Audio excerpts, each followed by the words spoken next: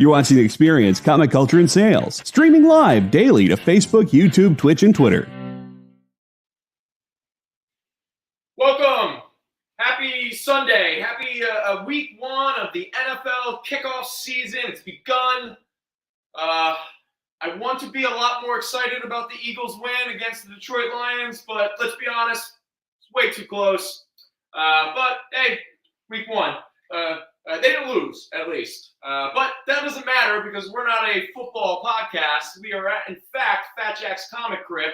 And as I've stated many times before, the mission statement of this show, of this business, of this person here, this nameless, faceless human being sitting in front of you, and that is the fact that we sell comics. All right? So never forget that. Now, with that said, at the moment, I'm here by myself. At some point, maybe the dynamic duo of Jason might show up, the Robin to my Batman, or that might be giving myself a little bit too much credit. But whatever the case may be, we are here to sell some comic books tonight, and we have an interesting variety of stuff. I imagine you can see a few of the things up here right now. We will get to them in specific detail as soon as the show really begins itself. But we'll do the business once we're done our little opening. But before we cut away to our little Parker opening, I want to let everyone know we have a giveaway tonight in celebration of the Philadelphia Eagles starting their season. And this is one of the most random things I found in a comic book collection. It is the Philadelphia Eagles 1989 yearbook. And you can win this in our little giveaway tonight. All you have to do is type in #GoBirds in the chat, and you are in the running to get this sweet, sweet giveaway, the Philadelphia Eagles 1989 yearbook.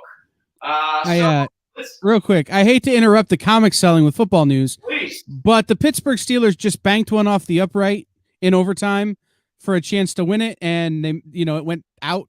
So they have to continue trying to beat the Bungles. Oh, my God. That's too funny, man. Zayden, what is up, my buddy? Loved having you last week. I look forward yes, go Birds. There you go. Zayden's dropping in. Zayden's the first one in for this little Philadelphia Eagles 1989 yearbook.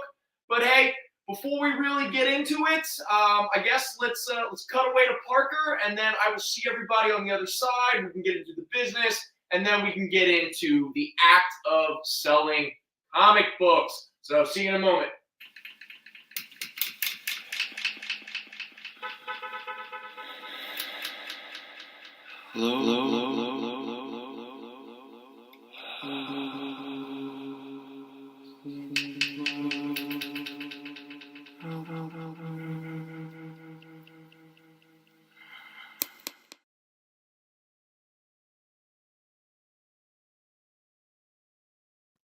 Welcome back, everybody. So we are now officially beginning this Sunday, September 11th, claim sales show.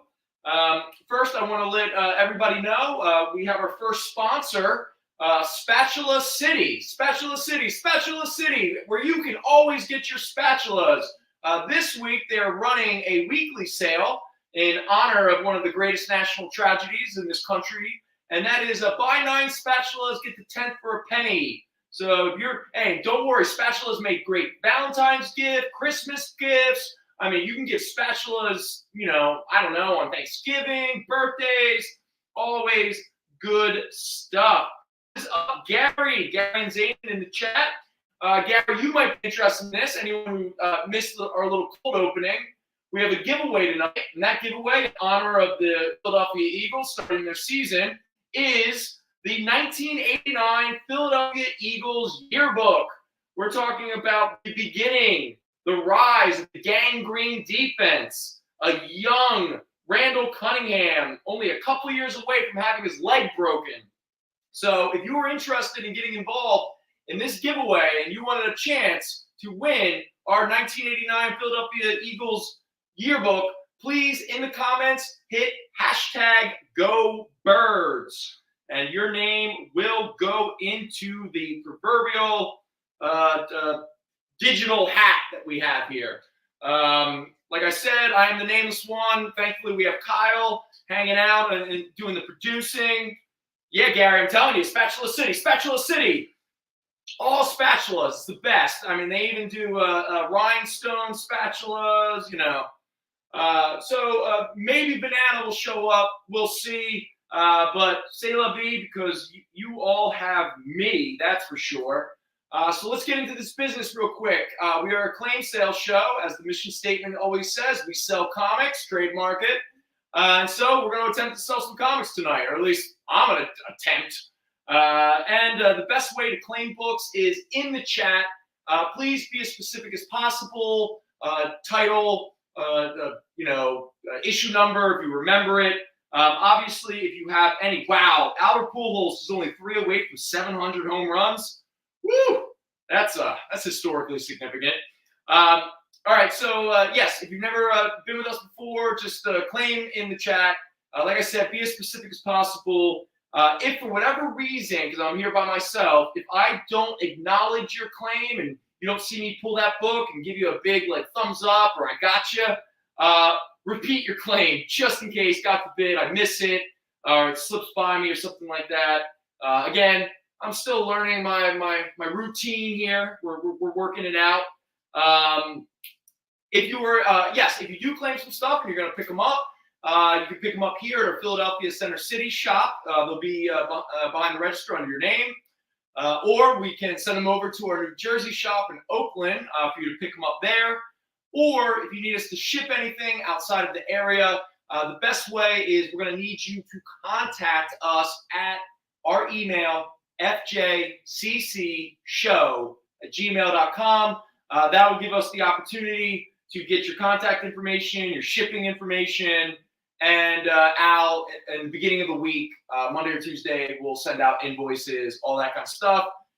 Shipping costs, as it stands now, it still starts at about $9. But again, every item, as it starts to build, we keep our shipping costs as low as possible.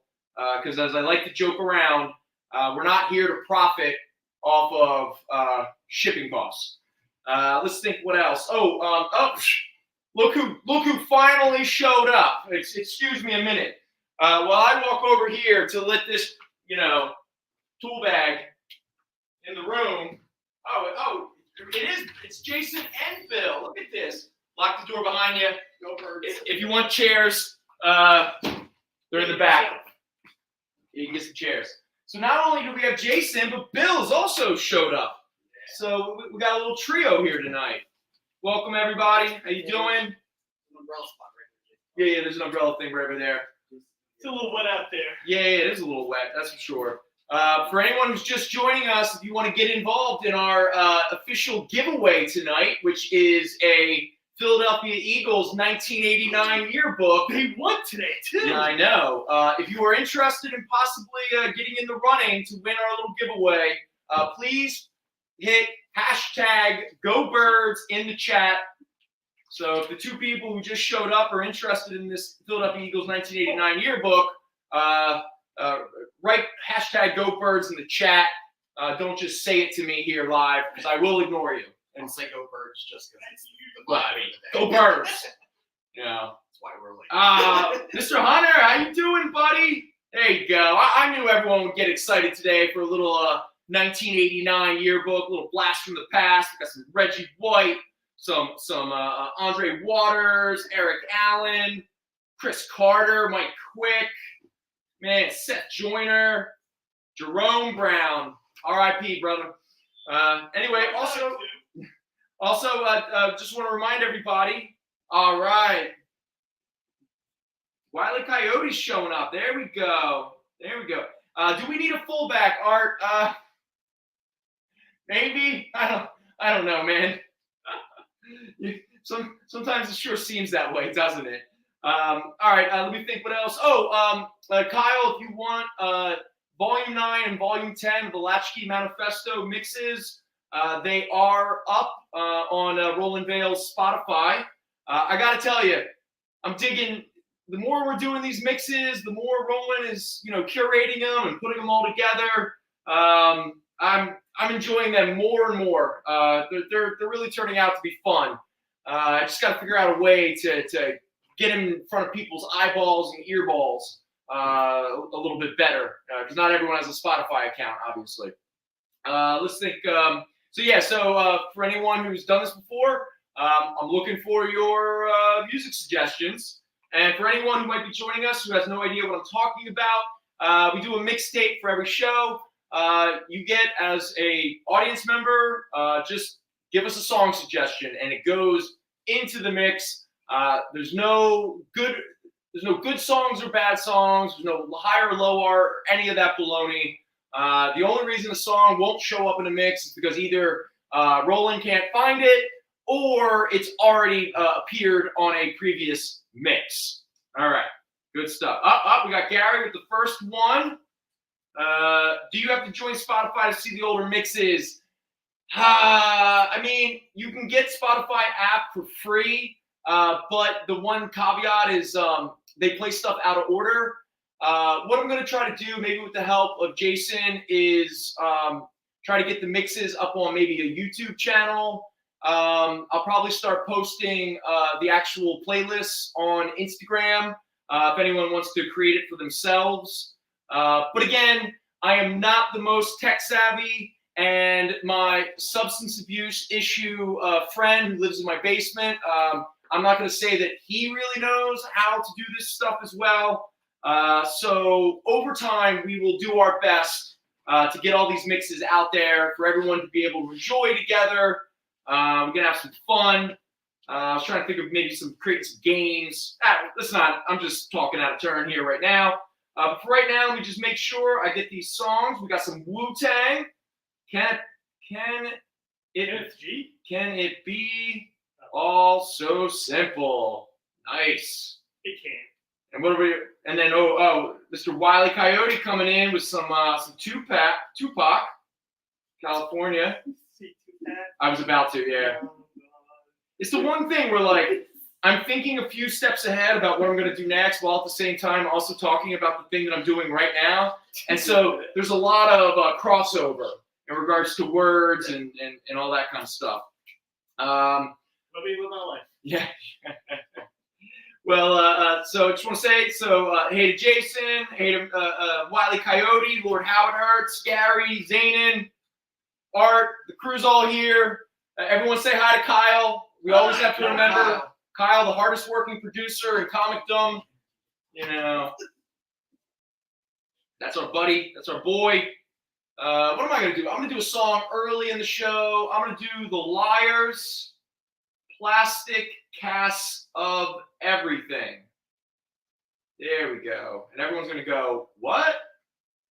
And I say, listen to the mixes. You might get turned on to some good songs. I got to give Roland a lot of credit for last week's mix. I didn't think he'd have the balls to actually put Amy Grant's Baby Baby into the mix, but he did. And I got to tell you, it really classes up the mix. That's for sure. You know, little good times.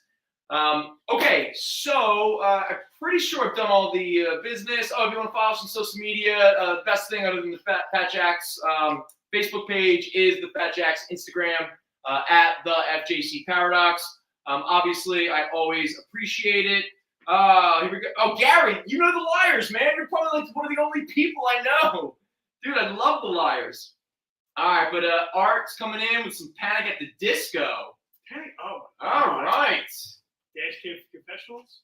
Dashboard confessional. Dashboard. I'm sorry. Yeah. It's a car and a thing of the church. A car and a what? It's a car and a thing of the church. The dashboard is a car. Yeah. Confessional is a church. Okay. Panic at Feels the Disco, kind of. That's what it is. Oh, Lord Howard Hurts, you were very welcome for your Aliens vs. Predator gold foil card. That was you know what's also funny, guys? Do you remember the Spider-Man teaches teenagers about their erections and you know, their periods and stuff like that? Best book in the world. Spider-Man versus Prodigy. You know what I found out? That book actually retails for about $20-30. And you gave that away? And I just gave it away to everybody. That's awesome. Best book in the world. Uh, Did you give it any more? I think I do. Well, Hey, Brendon, But now I know it has real value. I should be careful. well, I was able to snag myself a copy. I'll give it to you for $35. Oh, okay. Thanks. Sell it back to me. I really appreciate that. All right. Well, even though I keep saying that we sell comics, we're about how many minutes? 15 minutes into this, and we haven't talked about a single comic book. But I see here that Mr. Kiernan is coming in with Logo Newsstand. Oh! We got Free Energy. Ooh, Free Energy. That's a Philly band. I saw them. Let's say I saw Free Energy during my lost mid-20s. So that's Piazza. And I think so. I was at that concert. So were you really? Yeah. It was hot as. It was hot. It was like late Really? September. It was like the Yeah. last one of the 104.5 concerts. Yes. And I'm not gonna. I'll just say this. I wasn't. Let's say in a. Let's just say I was under the influence of something or another, and the heat really got to me. Oh, so are we okay? Something's happening. Oh, Mr. Lamazov is showing up.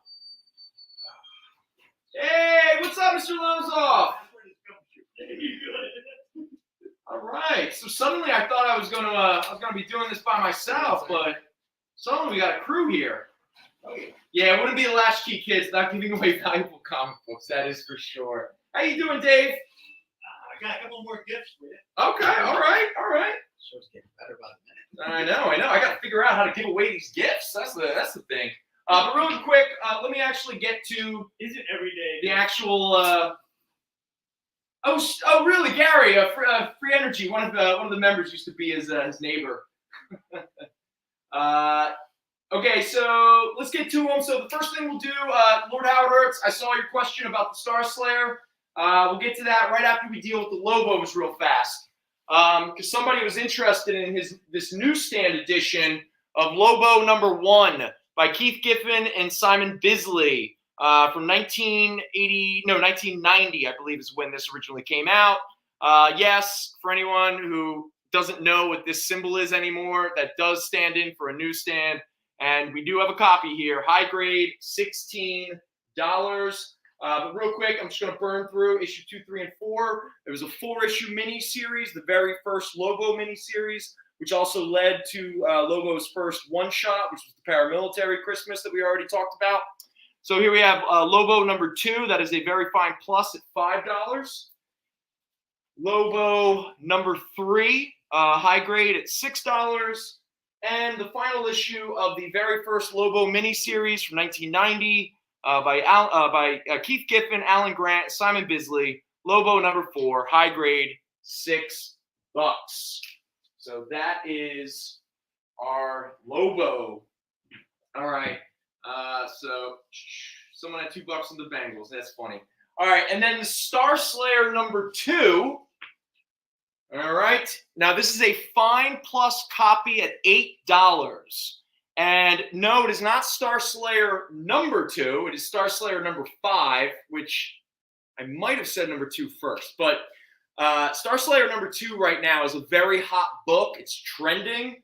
And the reason that is because it is the first appearance of the Rocketeer in comic books. Who's a Rocketeer? I know, right? The next issue of Star Slayer that carries some value is issue #5. Jason, do you know why Star Slayer #5 carries a little bit of value? Second appearance Rocketeer? No, it is the second. It is a second appearance, though. It's a second appearance of Gru the Wanderer. Yep. So we got our first appearance of Gru in Destroyer Duck #1, and then we got the second appearance of Gru in Star Slayer #5. And Lord Howard Hurts, you are definitely going to get your Star Slayer #5. All right. So, boom, there we go. That's going to you, Lord Howard Hurts. Star Slayer #5. All right, let me just mark this down. Keep up with everybody. So that's my Lord Howard Hurts. There we go. Star Slayer. Good stuff. All right. By 1990, the newsstands are kind of rare. Yep, you got it. Yes, Mr. Kiernan, you can get The Lobo #1 newsstand edition. Is Howard Hurts on my side with the newsstands? No, I think he's just, Saying it. I don't know, he's being nice. I mean, people aren't that nice to you, Jason. He's just being a nice guy. Yeah, maybe he's just being nice. You feel bad for me. I appreciate that. In a way. Yeah. I know. Here, real quick, let's replace. Do I have another Lobo #1 newsstand? Yes, I do. What? They're not rare? No, they're rare. It's just Hey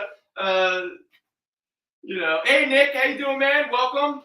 All right, for anyone just joining us, again, if you have any interest in winning our giveaway for tonight, which is a Philadelphia Eagles 1989 yearbook, all you got to do is hit hashtag or type hashtag #GoBirds in the comments, and you will go into our digital giveaway hat. You know what? If that book is older than you can't win it. And yes, Lord Howard Hurts, you are correct. By 1990, the reason why in the late 80s, early 90s, newsstands became what Jason keeps harping about is because, there was probably more direct market comic book shops by that period than there was even newsstands. And you could return those newsstand books if they don't get sold. That is another very good point. You got it. Yeah. That's why they had the barcode. All right. I don't think I missed anything. All right. We're doing pretty well. Dave, how you doing, man? Doing okay? All right, cool, man. Well, hey, welcome. Thanks for stopping by and hanging out, supporting the show. Really appreciate it. All right, so let's go to the next thing. Let's burn through a couple books real quick. That's Star Slayer. I was like, what? Where's this gap from? Real fast, a book that is primarily valuable because of its cover. It's a fun issue, and it's a really good run of Chris Claremont and John Buscema's late 80s Wolverine. But next to issue #1, the most valuable volume 2 of Wolverine, his first real ongoing series from the late 80s into the 90s. Next to issue #1, the next most valuable book is issue #8, which is this very famous, or it's become a very famous, iconic cover of Wolverine with the Gray Hulk, Mr. Fix-It, Joe Fix-It. So this is Wolverine #8. This is a very fine plus copy at $50. This is a book that can net most people somewhere between $80 and $100. Now, again, like a lot of these books from this collection, the pages are off-white at best, maybe a teeny bit of yellowing, but the covers and the books themselves are actually really gorgeous. It's just a product of the time. Yes, and Liefeld does the back cover. Yep. All right, there we go. Yep, Lord Howard Hurts dropping some knowledge on us. Thank you, buddy. Thanks. Also, another one that I actually forgot existed, even though I do recall. I don't know if I own this or a buddy owned it, or I read it maybe in Fat Jack's in Oakland when I was just killing some time, and the guy that worked there at the time, wasn't Mike or Eric or anyone, was staring at me, like staring daggers at me. Is that the guy that hated you? Oh my God, that guy hated me, man. Well, he hated children. Well, but he was the epitome of like the comic store guy from The Simpsons. He was just a curmudgeon. Anyway, Heavy Metal, or Metal Hurlant, the French sci-fi fantasy magazine, very famous, obviously. They did a beautiful comic book adaptation of the original Ridley Scott, Dan O'Bannon Alien film. The script was adapted by Archie Goodwin, but more importantly, I'm talking some amazing Walt Simonson art. Some of the images in here are lifted right out of the movie. If anything, you got to see Walt Simonson drawing the chest burster scene. It's wild. Anyway, I knew this book was going to have a little bit of value. I was actually surprised how much value it has. But we're just trying to be fair here. So our copy is a fine plus at $40. And like I said, it is Alien, the illustrated story by Archie Goodwin and Walt Simonson. So here we go. Oh, looks like someone's coming in hot. grabbing the Alien book. There you go. Mr. Kiernan, don't worry. Your book has been claimed. I'm putting it off to the side now. Once I boot it, yeah, just kind of kick it. All right. There, we got Alien. And part of the reason why I only marked it at $40 is because we are very fortunate here at Fat Jack's Comicrypt to have a second copy. It's so funny how sometimes there's books where I'm like, oh my God, I haven't seen this in 30, 40 years. I'll never see it again. Oh, wait, here's a second copy. Oh, wait, here's a third copy. I mean, those are books you don't find. No, dude, you never see it. And it's not reprinted. That's out of print. It's probably there's some licensed. I mean, obviously Disney owns that now. But Marvel's still doing books for Think about it this way. It's the same idea where when's the last time you saw Jack Kirby's 2001 A Space Odyssey reprinted? And I'm talking about not only Kirby's adaptation of the film, but then the actual series that Kirby did after that. Again, licensing, who owns what, who's making money, who's not making money. It all gets in the way of the fans who just want to read good books. But again, if you've ever watched this show, you know I love this art form. I love the history of this medium. I cannot stand this industry. But the only thing about that movie is it would never be made again. Oh, like if that you can't Alien? Reprint that. Alien. You can kind of redo Alien, but you can't do Space Odyssey. So Yeah. That's it. Oh, wait. Let's just mention something real fast. So Kyle's letting us know that another member of the Experience family was that Dan Whipline, who does a show on the Experience. Oh, he got his start at Metal Harlan. Oh, that's very cool. Kyle, what was he doing? Was he a writer, an artist, an editor, production? You know, he was a writer there right before it got, however that went down and it became heavy metal. Okay, cool. He was there not very long, but he adapted some of their comics for television. Okay. And then adapted some television stuff they had done for comics. Interesting. I don't know what that says about me that I suddenly find him to be a more interesting person. But it's one of those cool things is that a lot of the Metal Harlant stuff now is coming out from humanoids. Oh, yes, very good point. Yeah, stuff that would have been traditionally Metal Harlant is humanoids. So we always make a point to cover humanoids when we do reviews for them. Very cool. All right. Nice. All right, let's just burn through another very rare item that I was shocked to see because I remember having this as a young kid. This is, in 1989, Mirage Studios put out a Teenage Ninja Turtles portfolio with art by Ryan Brown, Michael Dooney, Kevin Eastman, Peter Laird, Steve Levine, James Lawson, Mark Martin, and Eric Talbot.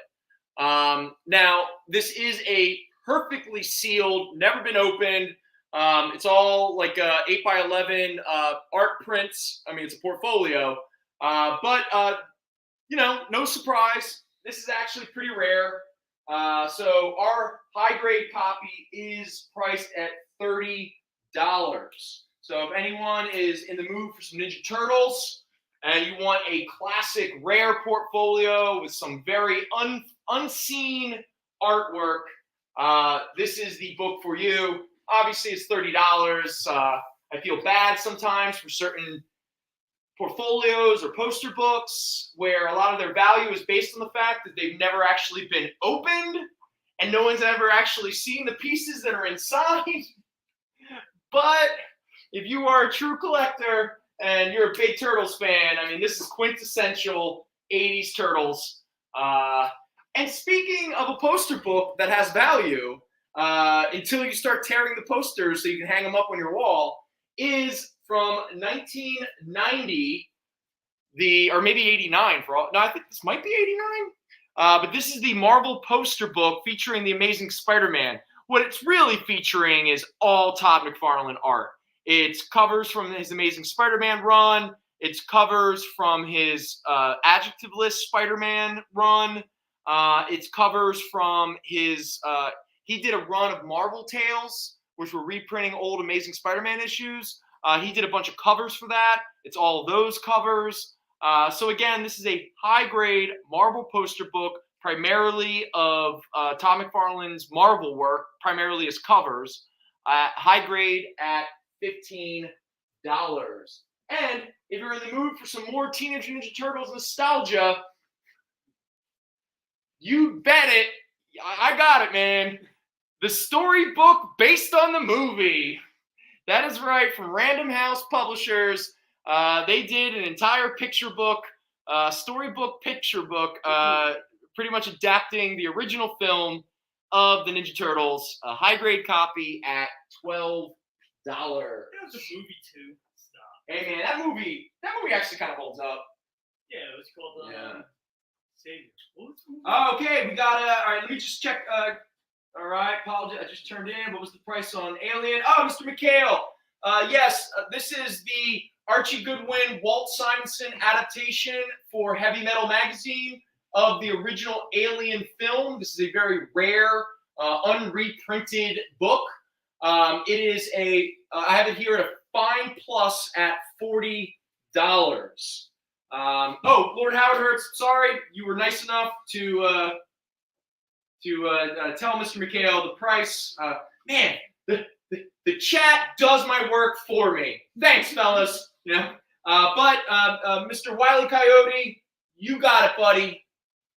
He is claiming the Teenage Mutant Ninja Turtles portfolio, the rare book. Yeah, of course. Yeah, I hope B. Wiley Coyote freaking slaps you. Yeah, B. Wiley's gonna start, Sam Rockwell plays head thug in that movie. Gary, yes, you're right. That is an early Sam Rockwell. It does. Yeah. It wasn't a bad movie. Wile E. Coyote, am I still putting your books under Jason's name? No. Or do you have your own? I'm just gonna put them under Jason's name. He's a grown adult. Yeah. So Jason's getting a TMNT portfolio. Taking it home. Nice. Look at him. I hear Jason wants to pay for PandaCon from last weekend. Thanks, Lord Howard Hertz. Appreciate it. Okay, so we got a little open spot here. So let me throw up. Okay. So here we have teenage dope slaves and reformed schoolgirls. Yay! I have to read this for you, folks. They're wild, they're wanton, they're willing. Kids are dope fiends. Representing 8 camp classics in 1 lurid volume. This is coming out from Eclipse Comics. It's a first printing from 1989. Yes, But it reprints. All right, let's see what we got here. We got Reformed Schoolgirl by Louis Zansky, Trapped by an Unknown Author and Artist, Bobby Sock's Bandit Queen by Joe Simon and Jack Kirby, Lucky Fights It Through by Harvey Kurtzman, Gun Happy by a bunch of unknowns, I Worked the Fence by Simon and Kirby, Teenage Dope Slaves by Martin Bradley and Frank Edgington, and The Deadly Needle by somebody unknown. Oh, we're going for dope to needles now? Yeah. Yes. Kyle, I think you and I probably had some similar high school experiences, let's just say. So here we go. Did I miss anything real fast? We only have 2 copies of the he thought I was going for a 3rd copy of the Alien. I get it. All right, so what do we got here? Warning, dope leads to death. Drug addicts live in a nightmare world of terror and pain, and the terror and the pain and the nightmare gets worse every day. Drugs do not give kicks or thrills. That's the lie the pushers want you to believe. Drugs aren't smart or hep. Drugs enslave the squares, the drips, the suckers, not the smoothies. Play it smart. Don't get caught. Remember, dope means death. Slow but sure, agonizing death. By the way, we are sponsored by Spatula City. Spatula City. Buy 9 spatulas, get the 10th for a penny. Only this week. Are you serious? Beware of the pal. No, this is my favorite. Here we go. Ready for this? Beware of the well-dressed stranger who hangs around your school in an automobile or on foot. Beware of the friendly fellow in your local hangout who urges you to try one of his. But this is my favorite. Sounds like everybody. All right, I just got to say this because I'm pretty sure this describes me in high school. And I was as straight edge as you can get in high school. You ready? Beware of fellow students who display these symptoms. So everybody, you be on the watch for all of your friends and family and coworkers. Just to start, before you do, on foot or on car, where else is somebody going to be? I don't know, but I like how they're always a well-dressed stranger. That's okay. Go on. Sorry. This is definitely in the 40s and the 50s. Okay, so here are the symptoms to look out for. And if you see any of these symptoms, point out the person and be like, junkie, pusher, demon. All right, so you ready? Lack of interest in school or sports. Me. Restlessness, nervousness, trembling. Me. Emaciation and exhaustion, drowsiness, constant yawning, and watery eyes. Me. Inability to eat. Disregard for others, lack of social sense, burnt fingertips from cigarettes, that's the only one I don't fit in, and violent stomach pains, nausea, and cold chills. That sounds like everybody with IBS. Oh my This is God. horrible. What's that? Real quick, it's a beautiful, it's all together, it's great, but it's not great. It's used, it's got some, hey, it's only $3.99. I mean, it's literally the cost of a Batman comic book. No, actually, it's $1 or $2 less than most Batman comic books. And you get Simon and Kirby doing a Reefer Madness like stuff. Which is weird. Why would they? There you go. And I'll put this right next to my girl Death, because kids, don't do drugs or she's gonna show up. All right. It's all baloney. Yes, Lord Howard Hurts, dopers back in the day wore ties, hats, and dressed nice. Yeah. They walked or took cars. Hey, dress like the job you want, and the job you want is drug dealer. So make sure you look like Stanley Kubrick every time he would do a film. All right, so there we go. So we have our Alien book, Very Fine Plus of $40. We got our Teenage Dope Slaves and Reformed Schoolgirls, $3.99. Our iconic Wolverine number 8, Very Fine Plus of $50. And we also have a big key that has been going up in value recently. Uncanny X-Men 282, the first cameo appearance of Bishop and the first cameo team appearance of XSE.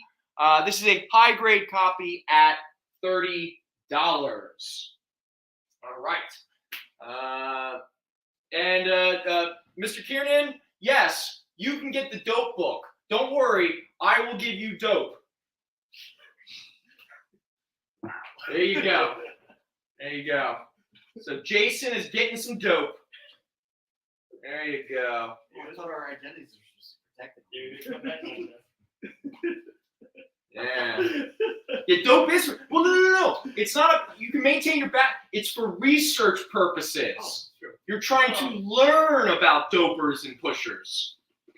But it's dope slit. Did you see Mr. McHale's comment? Thank you, Mr. McHale. We all need to remind Jason his place on the show, which is the butt of all jokes. What did he say? But it's Dope Slaves, a newsstand edition. Shut up. Nothing can compare to Zombieland in Kensington. Mr. Afronaut? Hey, have they cleaned up SEPTA yet since people have been coming back? Or are people still like... Been very bad. Is it still bad? It's been very bad. Oh, man. Here, it's not getting heavy. Yeah, I was just saying, I just killed the movie, man. I'm like winning my fantasy Are you winning your fantasy? by one league. Okay. I'm at 91% win rate this week. All right. You're in a bunch of fantasy leagues? 2. All right. Cool, man. That's awesome. Rumor has it I'm going to be joining Mr. Kieran's league next year. Ooh, nice. See, nobody wants me to join their fantasy league because I get too intense. This is a drinking league. Yeah, no, not with me. Okay, real quick, because this is a collection coming from a man who obviously really loved Todd McFarlane. And we got in, so there were 2 issues of G.I. Joe, A Real American Hero by Marvel Comics in the late 80s that Todd McFarlane actually illustrated. Now, they both have a bit of value, but the one that we have up here right now is the one that not only has value, but is most sought after because, as Wordman himself coined the phrase, it is a key ring of a book. So right around the time when the G.I. Joe movie came out in the 80s, they introduced all of these new G.I. Joe characters, Cobra characters. We were about to get the next generation of the G.I. Joe cartoon. You know, the 80s. Yeah, all that kind of stuff. So, obviously, Real American Hero, the comic book, wanted to also introduce a lot of these characters. And G.I. Joe, A Real American Hero, number 60, did just that. So not only do you get a great Mike Zeck cover, but you get interior art by Todd McFarlane. Now, this is a VF Plus at $10, and it is a key ring for this reason. It is the first appearance of Lieutenant Falcon, Chuckles, Fast Draw, Law and Order, Iceberg, Monkey Wrench, Zanzibar, and the Ice Vipers. So that is a key ring. That is a big G.I. Joe first appearance issue. Chuckles doesn't speak. No, Chuckles does not speak. Key ring alert! You got it, man! It's a horror train. I can imagine Afronaut. So there we go. If anyone's curious about who any of those characters are, you are obviously at a computer. Look it up. No. Oh, for anyone who might just be joining us, we're doing a giveaway tonight. If you are interested in winning a Philadelphia Eagles 1989 yearbook, type into the comments, #GoBirds. Go Birds. Go Birds. They won. Go Birds. Yoel, let's allow Fairweather fans and Philadelphia media to literally have just a meltdown. That even though the Eagles won, they didn't win. They were supposed to. It was against Detroit. I'm a god, man. It sounds like everything you said today. All I know is that Eagles Twitter hates Jonathan Gannon. But that's a whole other thing. Okay, next up, Mr. Ebner. I don't know if you're watching. Before we went live, I did check the Instagram because you inquired about the condition and price of our next book. I didn't get anything back, so if I accidentally you wanted this, I'm sorry. Actually, we do me a big favor. Can you check the Fat Jack's Instagram page and just see if a comment was made on from Mr. Ebner before I talk about the next book? So instead, I'm going to show off Amazing Spider-Man number 328. This is the last Todd McFarlane Amazing Spider-Man art. This is also a very iconic McFarlane Spider-Man cover when Spider-Man had the Captain Universe powers. And he's beating up the Gray Hulk. This is a very fine plus at $20. No? Okay. So, with that said, the next book that we're going to talk about is Silver Surfer number 34. So, here we are. So, this is Jim Starlin reintroducing Thanos. And not just that, but he is about to begin, starting with this issue, the story that will lead to Infinity Gauntlet, Infinity War, Infinity Crusade, and to Infinity and beyond. So this issue, not only is it Jim Starlin's first issue on the book, you got Ron Lim still doing the art duties, and you get the resurrection of Thanos. This is a very fine plus copy at $25. All right. And just for the sake of some fun, I found probably the second time this was ever really reprinted outside of the record and book reprint. This is the Marvel Milestone edition of Fantastic Four number 1 from 1961. That is a high-grade copy at $10. Never heard of Fantastic Four. Yeah, I bet. Tell me more about them. All right, Go Birds. Yeah, there we go. Mr. McHale coming in, grabbing some Go Birds. So again, let me just reiterate, giveaway tonight, Philadelphia Eagles 1989 yearbook. If you want to get in on the running, just type in #Go Birds. All right, Mr. McHale, are you claiming the Fantastic Four milestone? I'm going to assume that's what you're doing, but if you're not, you're an idiot. No, stop. Don't make fun of Mr. McHale. We're allowed to make fun of you. You're not allowed to give it. You got to take it, not give it. All right, Mr. McHale, you got your Fantastic Four milestone. All right, let me get to – look, Jason, I'm doing your thing. How's it working out? It's working out. It's all right. Yeah. Sometimes once I get like 10 or 9 of them, I'm all like flipping them around trying to. Then you just screw it. Detective Comics 27. Gary, I think that's already been pulled for you. I think a week or 2 ago, Mike was in the chat, and he said he was going to grab you with Detective 27 Facsimile Edition. But Gary, I'm going to write a note and just find out if it was actually pulled for you or not. Because I think at the time, Mike thought he had some copies left at our Jersey shop. But I'll touch base with him and I'll find out if that is the case. All right, so FF Milestone is going to Mr. McHale. There we go. All right, have I missed anything, Jason? Like claims? I don't think so, right? All right. Detective Comics 27. Well, yeah. Oh, and just to let everyone know, we're still doing our mixtape. So if you have a song suggestion, you haven't given us one yet, toss it my way, and we'll have some fun. All right, so there's Mr. McHale's FF Milestone. All right, there we go. All right, don't worry, Gary. We'll make it work for you, bud. Trust me. Everything will be okay. Yeah. We're all good. We're all good. Again, as I like to jokingly say, we sell comics. So I'd like to believe we can get you a comic that you're looking for. We got an open spot. Oh, all right. So with this open spot, we are going to introduce another very rare book. Okay. So in the early 90s, Lord Howard Hertz, you would know this. Is this 89, 90? Alan Moore decided, because he was getting tired of the DC stuff, and he obviously didn't want to go work for Marvel. So he came up with the idea that he was going to start his own comic book publisher. By the way, what time is it? Oh, shoot. All right. We will get to this book after these messages, okay? So, Kyle, sorry, I was a little late on our first break. So we'll see you on the other side. To be continued. 3 little words that hold the secret to the next great story.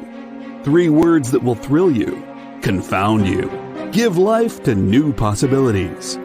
Every variation of To Be Continued is a promise of adventure, a promise of excitement, a promise of unseen wonders and unexplored worlds. A promise that every issue you read makes you a part of a never-ending journey. And behind every page, there will be an unopened door waiting for you. This story to be continued at your local comic book shop today. Visit comicshoplocator.com today. Hey, it's producer Kyle. If you like going places where the action never stops like Las Vegas, the Caribbean, and Atlantic City, then you're probably not who I want to talk to. But if you want to surround yourself with amazing comic books and comic book content made by a devoted group of smart and funny industry insiders, the Experience Members Club was made for you. You can join the experience by becoming a supporting member of our YouTube channel. You get access to exclusive content that no one else gets, like members-only live streams, pre-sales, one-on-one Q&As with production staff, and other content that's exclusively for members. Plus, for a limited time, if you sign up now, you'll be entered into our giveaway of a slabbed comic book. Just call this it's 2022. No one makes phone calls anymore. Scan the QR code at the bottom of the screen, or just visit the membership section of our YouTube page, and you'll be on the VIP line of the comic book buffet, baby. Look at the size of those perks. Join today, and I'll be saying, who loves you, baby? Me. The answer is me.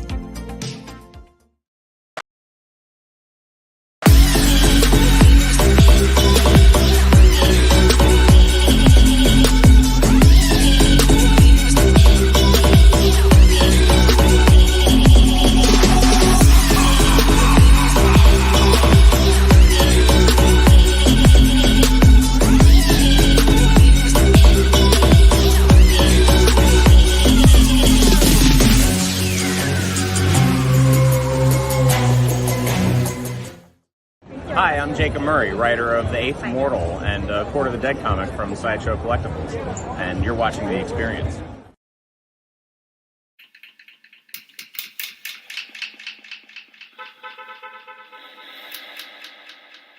Welcome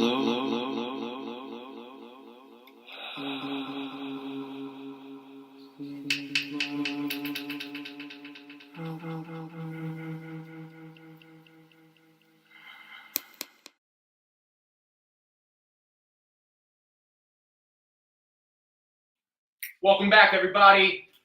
Fat Jack's Comicrypt. We're selling comics. That's right. Lord Howard Hurts, I got your Fontana catwalk. So, boom. What do we got our mix so far? 1, 2, 3, 4, 5, 6. We got six songs. Let's try to get it close to 10 if we can. Because if we don't get it close to 10, then that allows Roland to throw in a bunch of other songs, and we can't allow him to dominate the mix too much because that dude is weird. All right. Oh, thank you, Kyle, for putting up the links to the mixtapes. If anyone you got Spotify, just go Roland Vale, one word. Roland, ROLAND,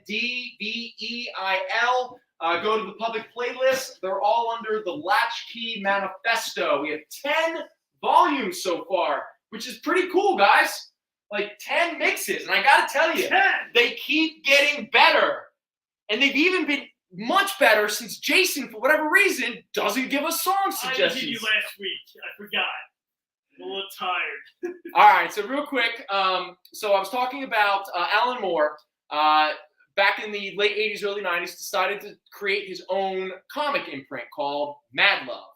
And the first book that he was going to publish, with the help of the artist Bill Sienkiewicz, a favorite of mine, as I've always said, Alan Moore and Bill Sienkiewicz, probably two of the most experimentative and boundary-pushing artists in the medium, especially at that time, decided to do a very experimentative book called Big Numbers. The problem was it was too experimentative. It had a weird format for the late 80s, early 90s. The art was too challenging for most people brought up on Batman and Spider-Man. And so they only published 2 issues of what was supposed to be an epic,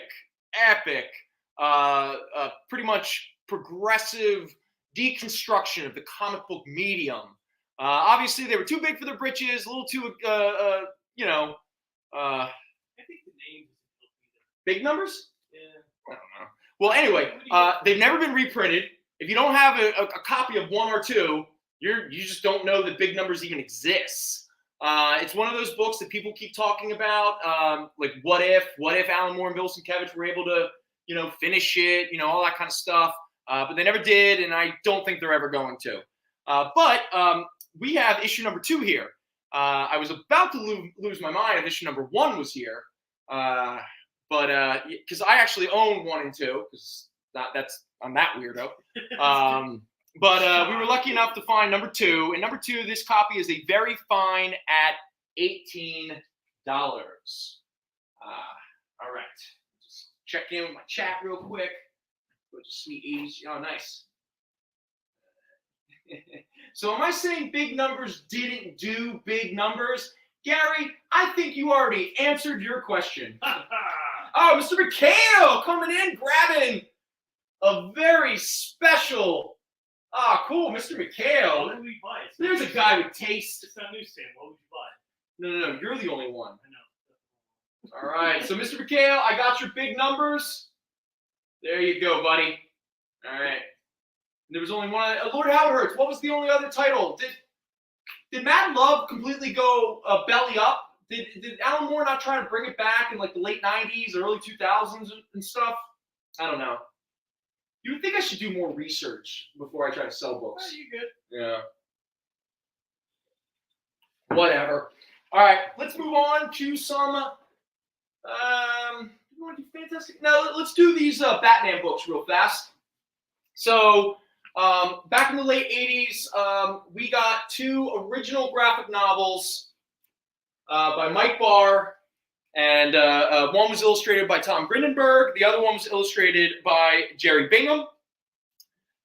They dealt with Batman and his interaction with Ra's al Ghul, but more importantly, his interactions with Talia al Ghul, because the Al Ghuls desperately wanted Talia and Batman to get together. So the beginning of that story is in this original hardcover graphic novel, Batman Bride of the Demon. This is a high grade at $25. What, did someone say something nasty about her? Oh, Bride of the Demon. Oh, no. It's double on because Batman's sort of the demon, even though Al Ghul is the demon's head.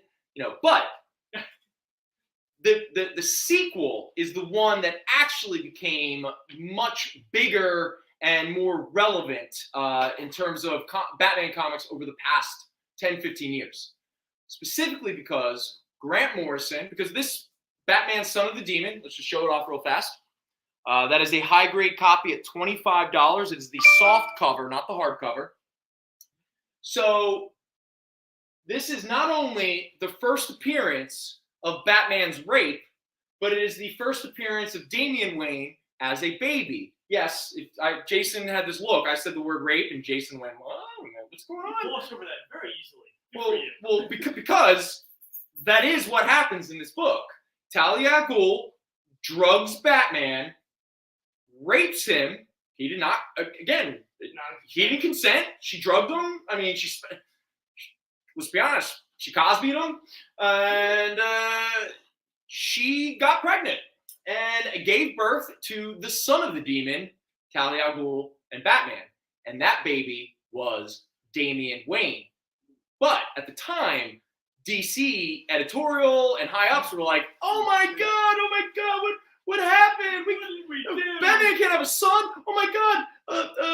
By the way, they weren't bothered by the rape because late 80s, early 90s. They were like, "Wow, well, guys can't get raped." Especially Talia al Ghul was so hot. Why wouldn't he want to sleep with her? But it was an out of continuity story for about almost 25 years. Oh yeah, it's back when we actually had constitutional rights and women's bodies and reproductive systems were actually protected by the law, and they were allowed to have,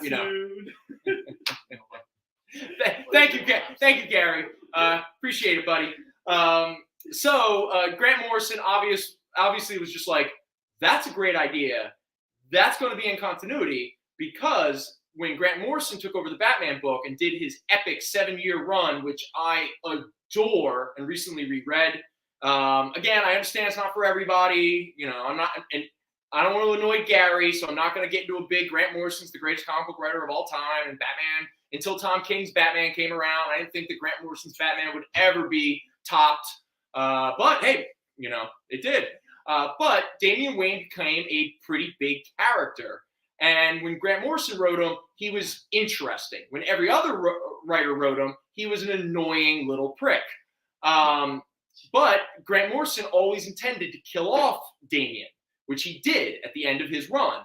But DC, the same DC that was just like, Batman can't have an actual son, so we're going to pretend this awesome story isn't real anymore. They went, "Oh my God, Damian's great. We got to bring him back. He can't be dead." And so they brought him back. And now Damian Wayne is a major character in the DC universe. So yes, the very first issue of Batman by Grant Morrison is technically Damian's first full appearance, but this is his first appearance as a baby. But more importantly, this would be a great double feature with Batman Damned #1, because you can see not only the first appearance of the Batman, the Bat penis, but you get the first appearance of the Bat penis being assaulted. So let's face it. Grant Morrison, thanks, Gary. Gary's the best. Gives me a compliment one moment, and then it's him as a baby. That is the first appearance, right? We're not going to do anything like a first cameo after that or before that. There really can't be anything more than him being a baby. He's just a baby. Well, he shows up at the very end. Like, you didn't even know that was like a thing until the very end, where suddenly it's like, oh wait, it worked. There's the baby. Okay. Crap, it worked. There's the baby. What time is it? I'm trying not to miss these breaks. Okay, we got about 15 minutes. All right, good. Just make it short. All right. Next up, we're going to deal with some Fantastic Four. Obviously, the Fantastic Four are back in the news. Did everyone see the what is it, D23? What was the expo? Yeah, Disney? it's called D23. Couple things. Again, Werewolf by Night. That was a cool trailer. Kind of looks neat. And I gotta be honest, that quick shot of Man-Thing, That was pretty bad. That 1940s trailer. Yeah. I was like, okay. I dug it. I'm not mad about this. This is an interesting take. I dug it. What else do we get? What other kind of big news do we? Oh, we got the Thunderbolts lineup that people are confused by, which I don't understand why you're confused. They're not the villains. Well, because everyone was like, "Where's Atlas? Where's Mach 5?" And I was like, "They haven't introduced any of those characters. They were obviously not going to do that." The Thunderbolts stuff, I swear to God, is going to be born out of the Secret Invasion stuff, where the Thunderbolts is technically the Dark Avengers. There's another trailer that came out, Secret Invasion. Oh yeah, the Secret Invasion. That looked kind of neat. I'm with that. Now, admittedly, I can't talk too much about these shows anymore because I never finished Moon Knight, I never started What If, I never started Ms. Marvel, and I still haven't started She-Hulk. Why do you work here? So at this point, I don't think I'm qualified to talk about any of this stuff. I was going to say, out of anything, you haven't seen What If? That's been out for. What If's not that good? Don't worry. Hey! I just finished the 10 episodes of Sandman. I was going to say. I have the bonus episode left. I'm very far behind. Again, I've said it before, but I'll say it again. Most of my entertainment the past few months is me rereading my entire comic book collection. What would you think of Sandman? Excellent. Yeah. Amazon already canceled Paper Girls season 2. Yeah. All right. I guess when you're spending $1 billion in a Lord of the Rings show that everyone's mad at because there's too much diversity. There's diversity in the show. How dare they? This is a prequel. Dude, again, there's something about grown-ass men just having temper tantrums on social media. All right, say it okay. All right. Now, has the casting for the Fantastic Four, was that confirmed? I do not know. I don't think so. Because I'm really hoping it's true, where John Krasinski might be Reed, like he was in Doctor Strange. Spoiler. And then the blonde, who I really like from Killing Eve. Killing Zoe. That's Roger. She's gonna be it. She's playing. Well, it seems it's a The girlfriend, right? We're talking about the girlfriend. the blonde. Yeah. The actual. girlfriend. The actual. Joe. Yeah, and she was actually. Jodie Comer. Yes. Oh, she might be Sue Storm. John Boyega might be Johnny Storm. And I know some people might get upset by this, but there's a lot of rumors that Seth Rogen? Yeah, Seth Rogen is going to play Ben Grimm. So now, but think about it this way. The Thing is most likely going to primarily just be, obviously, The Thing. So it's really voiced by Seth Rogen. But again, I don't know if that's confirmed or not, or if that's just rumors, if that's just a bunch of people on Instagram, trying to throw it out into the universe. The thing I know for sure is Matt Shackman is going to be directing. Okay, all right. Oh, no, you know what they should do just to mess with people? Just bring Chris Evans back as Johnny Storm. Like, you know what? We're blowing it up. Multiverse, man. Multiverse. Yeah. This is just one of possibilities. Well, either way, people are getting excited about not only the Fantastic Four, but Doctor Doom. No, we don't have the crazy big keys. I'm not going to pull out an FF number 5 behind this Namor number 1. But we got some fun John Byrne era Fantastic Four. We got some of those new Fantastic Four Arthur Adams stuff, and we have a couple of the more recent keys of the 90s Fantastic Four run that pertain to the Time Variance Authority, who were already played a big role in Loki. It is confirmed that they're going to play an even bigger role in Loki season 2, and they will play a role in a lot of the next couple phases of the Marvel Cinematic Universe, because obviously Kang is going to play a big role, and it's all about time travel, multiverses, and all that good fun. All right, so let me just burn through these Fantastic Fours real quick. First up is Fantastic Four number 246. That is a very fine plus at $6. We then have Fantastic Four 247. That is a very fine at $8. It is also the first appearance of Christophe Bernard, who became Dr. Doom's ward. And then later on, Dr. Doom would die, and Christophe would become Dr. Doom for a little bit. And then Christophe would somehow convince himself that he had always been Dr. Doom, and then the real Dr. Doom came back, and then killed Christophe. It's very confusing. Who the hell is Dr. Doom? But there's his first appearance. when it wasn't done as often as it is now. Fantastic Four number 252, newsstand. But this is a story told completely horizontal, which again was not a common occurrence or format in the mid 80s in comics. So this was sort of ahead of its time, which is why it has a bit of value because of that gimmick. This copy here is a very fine at $12. Speaking of the She-Hulk, Fantastic Four 265. This is the issue where the Thing quits the FF and She-Hulk joins the FF. Also, Lyja the Skrull replaces Alicia Masters, leading to one of the longer subplots of the 80s and 90s Fantastic Four. That copy is a very fine plus at $8. And then we have Fantastic Four 277. This is the Franklin Richards versus Mephisto issue. This is the issue where Franklin Richards defeats Mephisto, and we will later find out that Mephisto's defeat caused his soul to fracture into 6 fragments, 2 of which would become or later be used by the Scarlet Witch to create her 2 children. So this is the first cameo appearance of the 2 fragments. Very fine, $5. A lot there. Next up, we have Fantastic Four 278, very fine at $5. This is the origin of Doctor Doom, but more importantly, this is one of the many controversial Marvel comic books. This issue, Johnny Storm confronts an individual who is defacing racial equality posters with racist propaganda. Multiple uncensored panels clearly display extremely racist words and phrases. You don't need me to tell you which ones they are. Let's just say we still have a problem with this form of racism in America to this day. And it's almost as if some of it was born out of our history with slavery that we now decided that we don't want to teach our children because it makes them uncomfortable or something. All I know is that I met a 14-year-old kid that didn't know the Holocaust happened because he told me they don't teach the Holocaust anymore in school. And it broke my heart. Mr. McHale, Fantastic Four 252. You're getting it, brother. Screw you, bud. All right. Mr. McHale's coming in, grabbing himself all right. Boom, boom. Say FF 252 for Mr. McHale. There we go. What's up, Parallax Spectre? How you doing? Can I get from 252? What? Can I get from 252? You know what I mean. Oh, the newsstand?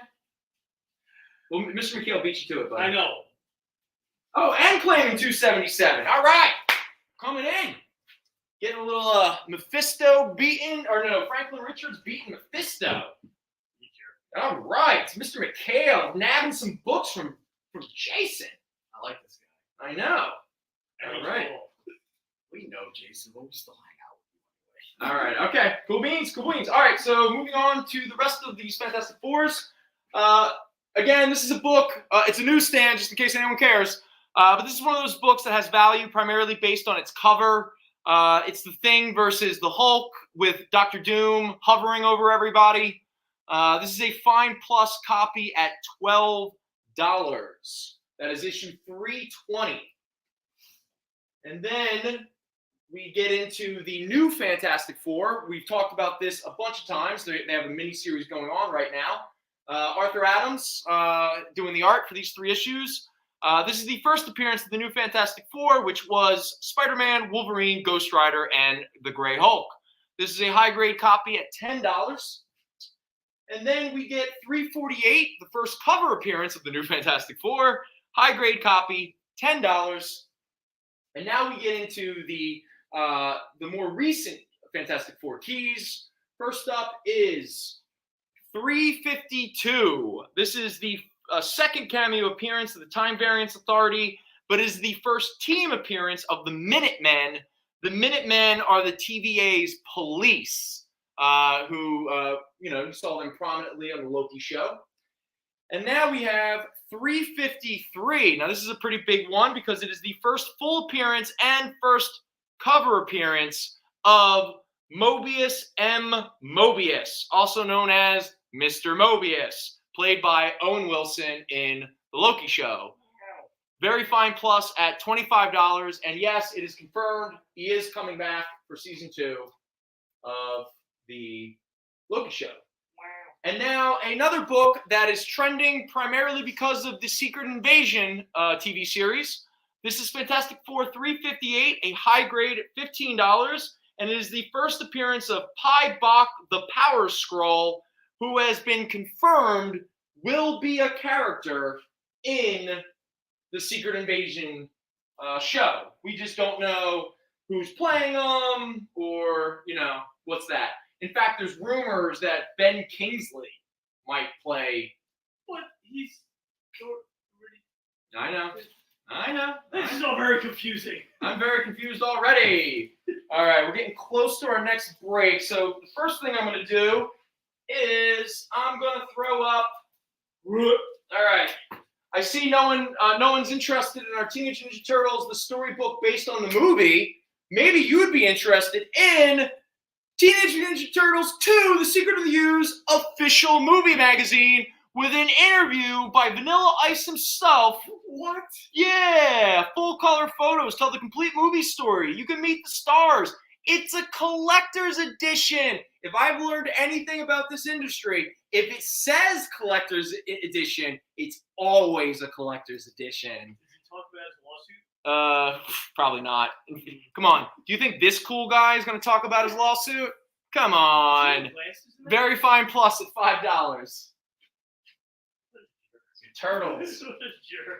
And hey, if you got some kids out there and you're like, Go Ninja, right. here we go. Back in the day, Random House put out a bunch of storybook adventures. Teenage Ninja Turtles, The Incredible Shrinking Turtles, high grade, $10. And The Magic Crystal, high grade, $10. Yeah, some turtles for everybody. There you go. In fact, we have some more turtles. We have a Cracked magazine that makes fun of the turtles. Cracked number 255 from August 1990. A very fine copy at $40. Oh, Cracked. Good old Cracked. What happened to you? Yeah, they cracked up. They weren't that mad.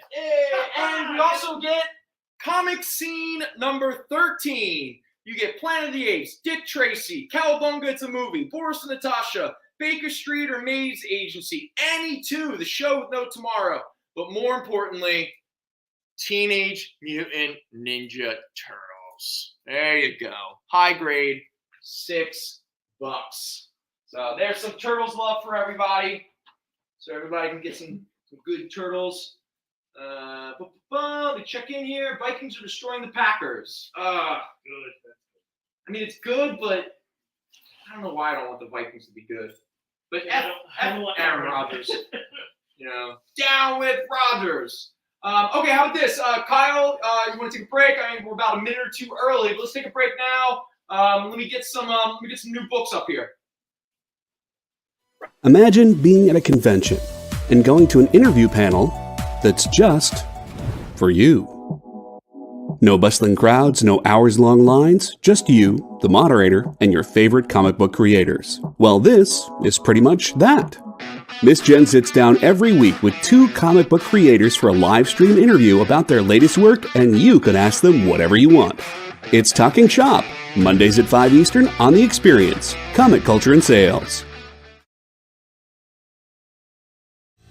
You just finished the last episode of your favorite news show, and you just have to talk about it. But all your friends are ghosting you because of that incident last week at the buffet. Oh, you know the one. What you did to that chowder.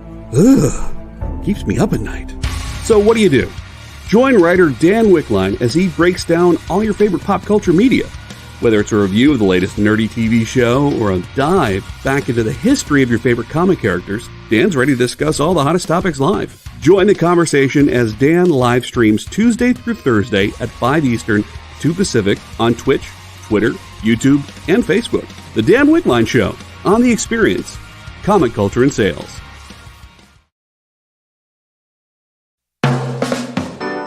Get the inside scoop on everything happening at The Experience every week. Join our mailing list by scanning the QR code at the bottom of the screen and then watching your email inbox.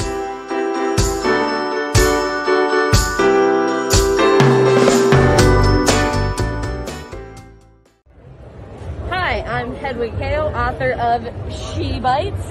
You're watching The Experience.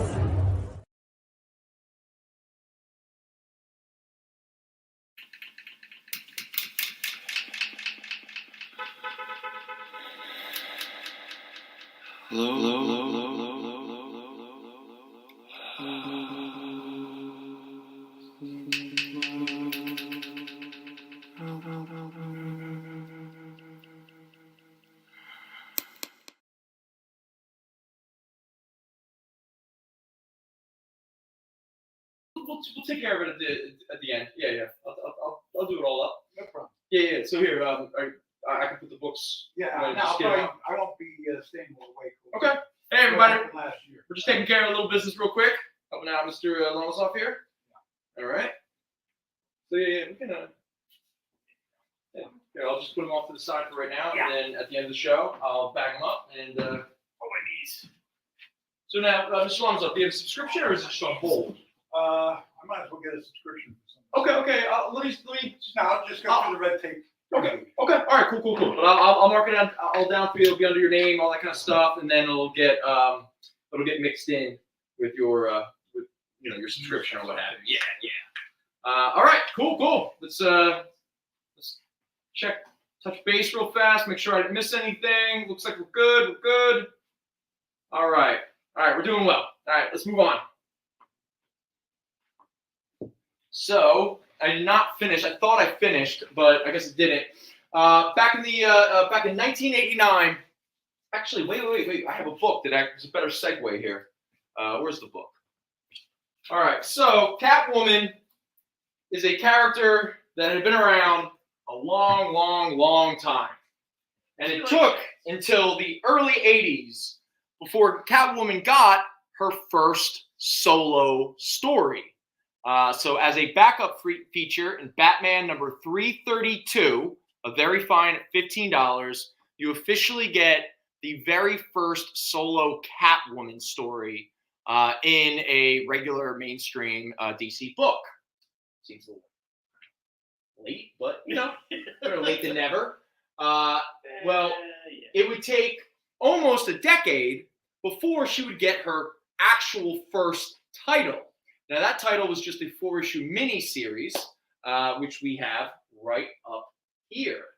Now, because it is Catwoman's very first headlining title, it does have a teeny bit of value. So by Mindy Newell, J.J. Birch, and Michael Baer, we get Catwoman, #1. Suggested for mature readers, by the way. So again, because this is soon after, I think, Batman Year One and Batman Dark Knight Returns. So I think there's a lot of implications of, Catwoman maybe being a sex worker when she was younger and all that kind of stuff. Anyway, this is a high-grade copy at $12. And then we have issue #2, a high grade at $7. Issue #3 with the coming of Batman. This is a very fine at $5. And issue #4, the quintessential Will They Be Lovers or the Deadliest of Enemies? Spoiler, lovers.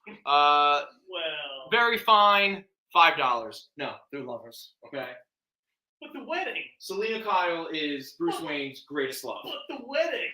Yes. But the wedding, yeah. But the wedding. Again, a bunch of grown men whining. The All right, wedding. so here we go. We got some Catwomans up there.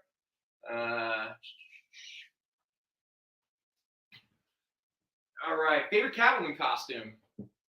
Michelle Pfeiffer. Stop. Favorite? Kidding me, man. Real quick, for anyone who's joining us for the first time, we have a giveaway tonight, and we are giving away a Philadelphia Eagles 1989 yearbook. If you are interested and you want to get in on the giveaway, the possibility of winning this sweet, sweet little throwback to the past, all you got to do is type into the chat, #GoBirds. All right. Eagles. I don't remember that song. Yeah. Fly, Eagles, fly on the road to victory. Hit 'em high, hit 'em low, and watch our Eagles fly. See, I Fly, Eagles, fly. I for some reason want to add a short of triple E in there. I don't know why. Oh man, Julie Newmar. I think she might be my favorite. Like, I love Michelle, but Julie Newmar. Man, Eartha Kitt was. Yeah. You ever like be 6 years old watching like Batman 66 and like Julie Newmar and Eartha Kitt and stuff come on as Catwoman, and there's that moment where you go, yeah, I do like girls. I think I'm into this. This is good. I like this. That's so fun. All right, now we have a couple fun little Marvel what ifs and some Marvel Comics presents. So, do I have notes? I am not very well organized. Yeah. You know, I should really keep this stuff all together. It's Just sell books. Here we go. All right, so first up, we have What If number 7. Now, this is What If Volume 2. This is from the late 80s, early 90s. This is a very fine plus. It's $6, and the internet is arguing, is this the first time Rob Liefeld ever poorly drew Wolverine? I don't know. Is this the first time Rob Liefeld drew a gun as if it was a gray-painted piece of wood? I don't know. But there you go. What if Wolverine was an agent of S.H.I.E.L.D.? Very fine plus, $6. Now, this one has a bit of value, and it's a fun one. What if number 16? What if Wolverine battled Conan the Barbarian? This is a high-grade copy at $10. And then we get What If Wolverine was the Lord of the Vampires? So pretty much Wolverine just kills a lot of people in this book, and the Punisher tries to do his best Van Helsing and, you know, kill Wolverine and all the vampires. So if you like watching Wolverine kill people and you like watching Punisher kill people, this is the issue for you. Very fine plus at $4. Hey, man, I am honest to the audience, okay? You sell books. We sell books. We sell comics. We sell comics. We sell comics. We sell comics. Trademark. All right, next up, Marvel Comics presents. So the first one we have here is issue number 25. It's a very fine plus at $3.50. And you're saying to yourself, Brendon, why are you showing this random Marvel Comics presents with Havoc on the cover? Because it is the first appearance of the greatest 80s Marvel character that nobody cares about. Ninth, I don't even know, the Ultimate Ninja. He first appears in this book. And by the way, N-T-H. How's everyone pronouncing it? Ninth? I mean, how'd you pronounce it? N-T-H. Nth? Yeah. But he's the Ultimate Ninja. And again, ain't nothing like the 80s having a white dude being the Ultimate Ninja. Feels very, very America. Anyway, there he is. You never watched American Ninja then? Oh, and this is the Mr. Oz's Z-List Heroes first appearance book. This is definitely the goofiest first appearance that we have here tonight. Marvel Comics presents number 26. Doug Munch and Paul Gulacy created a character I don't know if anyone's ever heard about. The first appearance of Cold Blood. Cold Blood. Yep. He's got a gun. He's got an eye patch. He wears a bunch of shoulder pads, and I don't know. Very fine plus, $3.50. Now this is a fun one. Marvel Comics presents number 45. This is a high-grade copy at $4. This is the issue where the Incredible Hulk calls out the wrestler Hulk Hogan. Oh, yeah. And then kicks his ass and says, yo, dude, maybe you shouldn't use my name. Maybe you should be riding on my coattails. Maybe you should just go be your racist self down in Florida. Just This was before. This was before that. This was before. I know. This was during the lawsuit. But the Hulk knew. The Hulk knew. He knew what the rest of us would later have to find out. And just so we're clear, it is definitely Hulk Hogan, and the Hulk absolutely wrestles and beats the hell out of Hulk Hogan. So there we go. High grade at $4. The Hulk takes out the Hulkster. All right. And next up, we have Marvel Comics presents 85. All right. That is a high grade copy at $5. It is the first cameo appearance of Cyber, the first Sam Keith art on Wolverine, but more importantly, it's the first interior art by Jay Lee. But here's where it gets weird. I don't know how young Jay Lee was at the time. I don't know how green he was. I don't know what the circumstances were. But if you were to imagine an artist that was working for Marvel at this time, like 88, 89, or maybe like 90, 91, okay? And you were to think of the artist who probably is the least compatible with Jay Lee's art style, who would you think of? If you can read my mind, it is none other than Sir Robert Liefeld. And I gotta be honest, yeah, Jay Lee drew it, but it looks like Jay Lee drew it and then Rob Liefeld went, this is how you really draw, and then drew all over Jay Lee's art, because it just looks like Rob Liefeld. Marvel Comics presents number 85. All right, we got a couple claims, so let me grab them real quick. 332, I heard, was that 330? Marvel presents 25. Yep. That's the Nth Man Ultimate Ninja. Claim 332. Mr. McHale, I'm not sure what 332 is. I don't think there's a book up here. There's Fantastic Four books like 320, 352. Wolverine 45? Wolverine 45? You mean Marvel Comics presents 85? Is that what you mean, Wile E. Coyote? Whatever one is the Marvel Comics. Oh, okay, Mr. McKay, climbing the Catwoman miniseries. All right, here. So everybody, let me take a moment real fast. We got a bunch of hot claims. Everyone's dropping claim bombs, so I got to take a moment to make sure I can catch up. All right, so real quick. Hey, Mr. Bird, how you doing, man? What is going on? All right, so Mr. McHale, you were getting all of the Catwomans. So we got Catwoman 1 through 4 for you. And then, Mr. McHale, Taxman for the Beatles for the music list. Thank you very much. Classic. Beatles, Taxman. All right. Here we go. Dropping claim bombs. You got it, Gary. Again, anyone joining us for the first time, if you're interested in our giveaway, it is a Philadelphia Eagles 1989 yearbook. If you were interested in possibly winning this, you got it to get your name in the proverbial hat.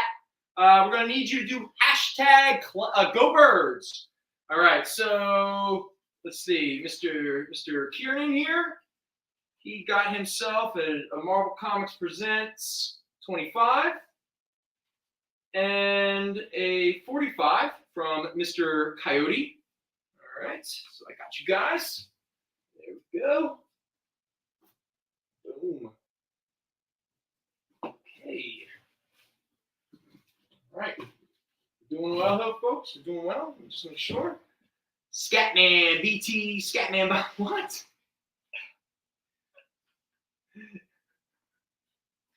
Would you let me correct myself here? Wait, hold on. Scatman, BT, Scatman, Bob. Oh, Scatman? Man, that's a... Scatman, Scatman, Bob. Thank you, Parallax. Nth. So, yeah. Nth. I hate you. There you go. Even Lee Merriweather was hot. Yeah, you're right. I think it's the only unattractive Catwoman, Halle Berry, because she was just in such a terrible Catwoman outfit and costume. Like, Halle Berry's a beautiful woman, but yet... Yeah, they thought that was sexy somehow. All right, so Scatman by Scatman Bob. Is that what I'm getting, Mr. Kieran? Yes. It's a lot of Scatman. So Scatman Bob does a song called Scatman. All right, there we go. And Wolverine killing people. The what if? All right, Mr. McHale, there we go. Wolverine becomes a vampire and kills a lot of people. There we go. That is issue number 24. Let me just make sure I got that down for you, Mr. McHale. How does that book end? All right. What's up? It ends with like everybody dying. The world ending, just like, yeah, we give up.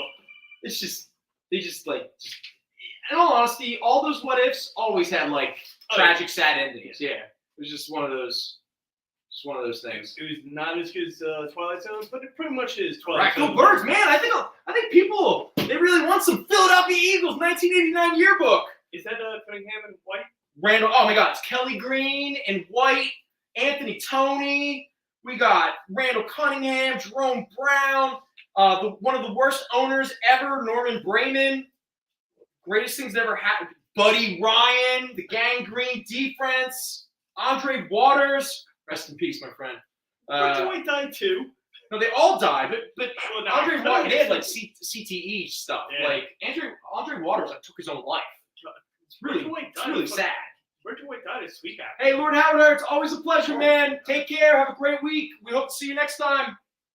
All right. Lord Howard Hurts is out, so I'm going to put his... Good. Bring all the newsstands out. Uh-oh. Time to bring them out. Bring out the newsstands. There you go. Make it rain. All right. Okay, we got about a half hour to our next break, so let's move on. Did I get all the claims, I think? Yeah, Gary. Down with Norman Brayman. It's a shady dude, man. All right, I think. Okay, looks like we're good. All right, so let's continue with some comics. Norman Brayman? I don't think so. Or I hope not. Okay. All right, let's do some Spider-Mans. Okay. We got some spectacular Spider-Mans. Oh, and it looks like 2, 3, 4 newsstands. Wow. Oh my God! But in 1983. So, but here we have Spectacular Spider-Man number 81 with Cloak and Dagger hanging out. This is still during the early days of Cloak and Dagger. No, not their first appearance. I think it might be like their third or fourth. Anyway, VF at $7. And I didn't finish the Marvel. Sorry, guys. Marvel Comics Presents number 86. That is the first appearance and first cover appearance of this villain, Cyber. That is a high grade at $5. And Marvel Comics Presents number 87. That is a high grade at $4. And is there a note about that? Should I? Something I should know? Nope. So, and then we have Spectacular Spider-Man number 82. That is a fine plus at $6. This issue is also the first time that the Punisher and the Kingpin fight. Spectacular Spider-Man number 83, a very fine minus at $8, and the first retelling of Punisher's origin. And then we have Spectacular Spider-Man number 85. This is the issue where Ned Leeds, as the Hobgoblin, obtains the original Green Goblin's powers. A very fine minus at $8. And then we get the 2 parts, Part 3 and Part 6 of Kraven's Last Hunt from the Spectacular Spider-Man title. Spectacular 131, very fine plus, $12. 132, very fine plus, $8. And then we get Spectacular Spider-Man 158. Now, this is a book that has some real value, but the 2 copies that we have don't. 158, Spider-Man gets cosmic powers. Somebody decided to cut out the coupon so they can mail away for a mail subscription. So that is why I graded this as a good at $4, which goes to show that this book in high grades has some legitimate value. And then we get 158, a VG plus at $7. And then continuing the Acts of Vengeance storyline with Spider-Man as Cosmic. And I didn't intend for this to happen, but I guess it is 9/11. So here we are, Spectacular Spider-Man 159. There you go, World Trade Center. So yeah, never forget, right? The same people who never want you to forget are the same people who want you to forget about the genocides of indigenous people, forget about slavery, and forget about the Holocaust. But never forget. Very fine, $4. It wasn't my fault. And 160, Spider-Man fights some robots. And Dr. Doom, I forgot, he fights Dr. Doom. Very fine at $3. There you go. So, Spectacular Spider-Man number 85. Oh, Batman 332. Oh, dude, Mikhail, I'm so sorry, man. the whole time I was like confused. I was like, we don't have a 332 up here. No, yeah, we do. I'm the one who doesn't know how to do my own job. All right, Mr. McHale, don't worry. I got that for you. Batman 332. 332. There we go. And it looks like Mr. Kiernan here, he's getting his Spectacular Spider-Man number 85. Let's come over and check that one out. Where is that? Boom. Hobgoblin. There we go. There you are, Mr. Kiernan. Spectacular Spider-Man number 85. All right. Spectacular Spidey 85. Good times. All right.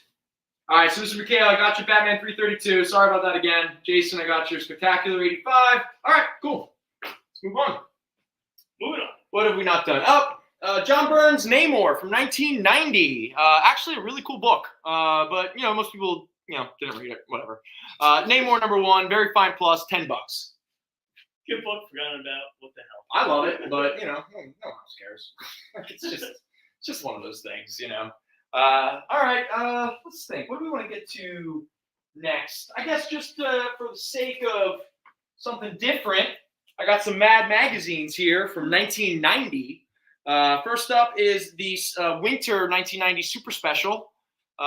This is a very fine plus at $6. A lot of Spy vs. Spy. There you go.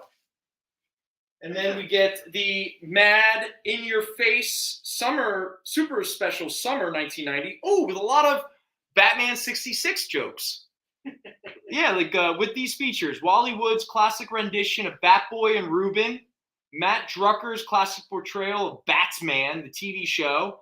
And Sergio Aragonis' classic look at Batman the Schmuck.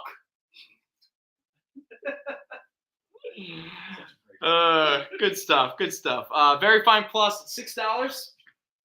And then we have the ear bite that was heard around the world.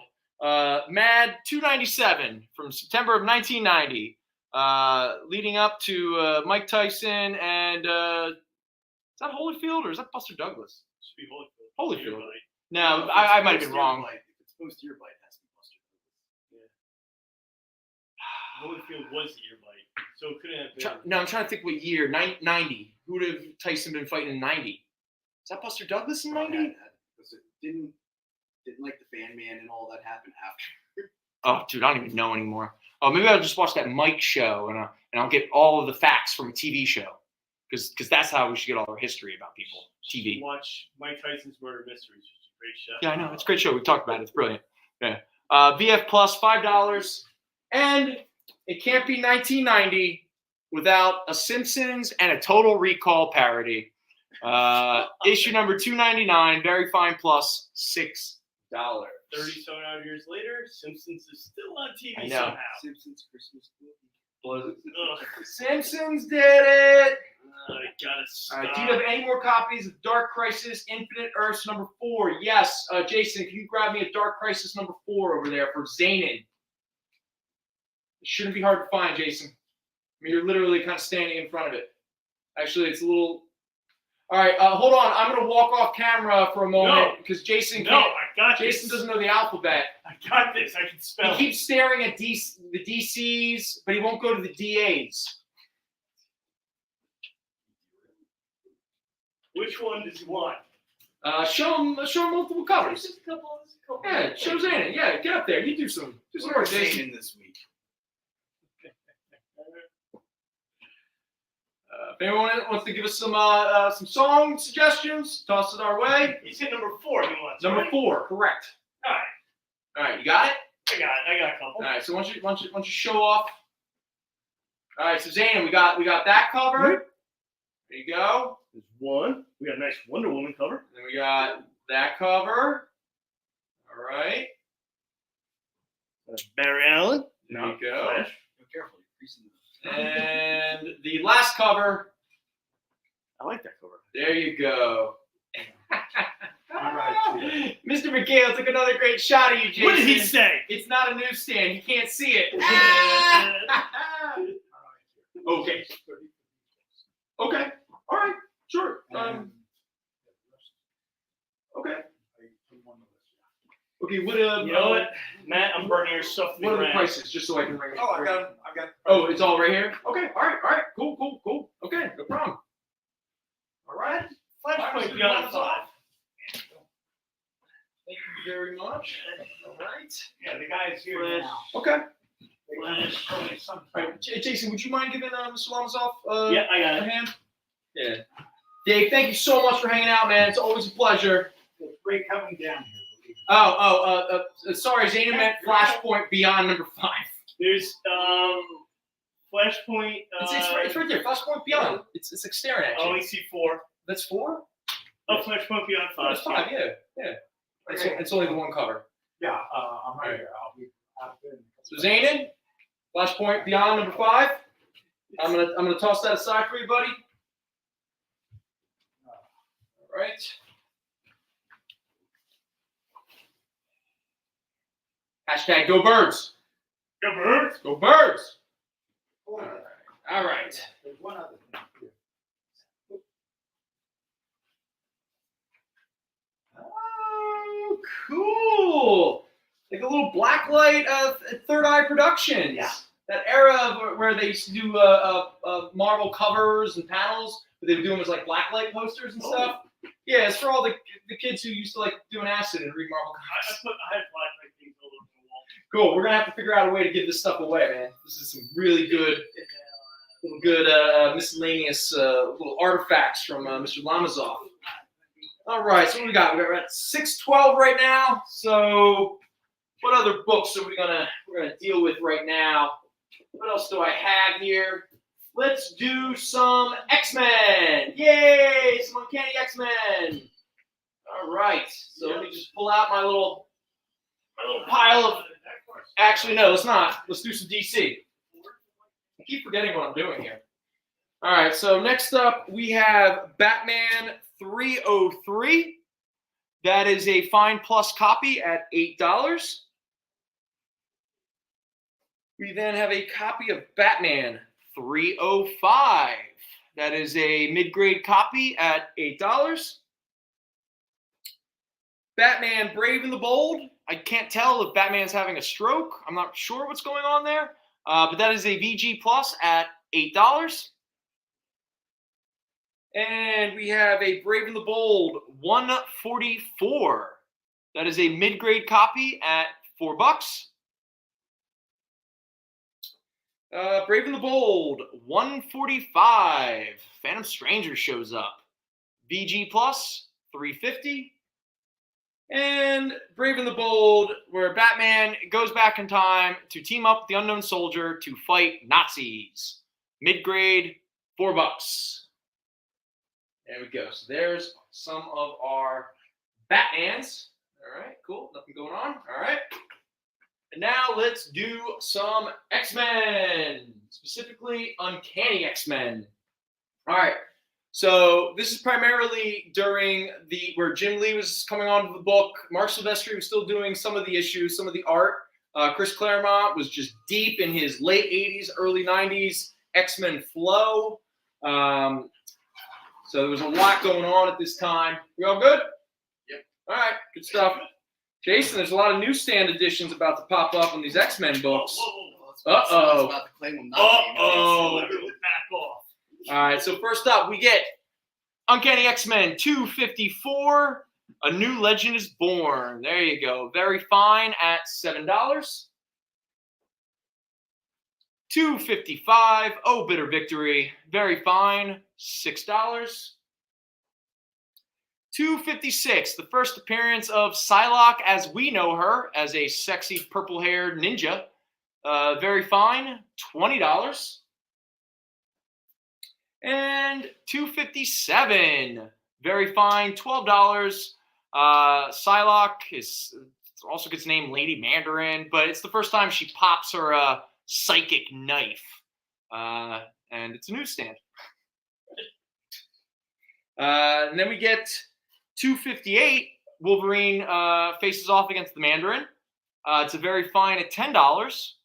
But don't worry, if you were looking for a newsstand, I got you covered. Because boom, 258, newsstand, very fine, $12. You guys are jerks. $2.59. Very fine, $7. All right, $2.56 going to Mr. McHale. All right. All right, let me just make a note of that real fast so I don't. 256, yep, Mr. McHale. Don't worry, you're getting it. X-Men 256 to Mr. McHale. There we go. Boom. All right, now, so we did our 259. Yeah, that's a very fine $7. Damn it. And then we get to Uncanny X-Men 260. I hate this guy. Very fine, $7. 261. The first appearance of Hard Case and the Harriers. Okay, chat. Challenge.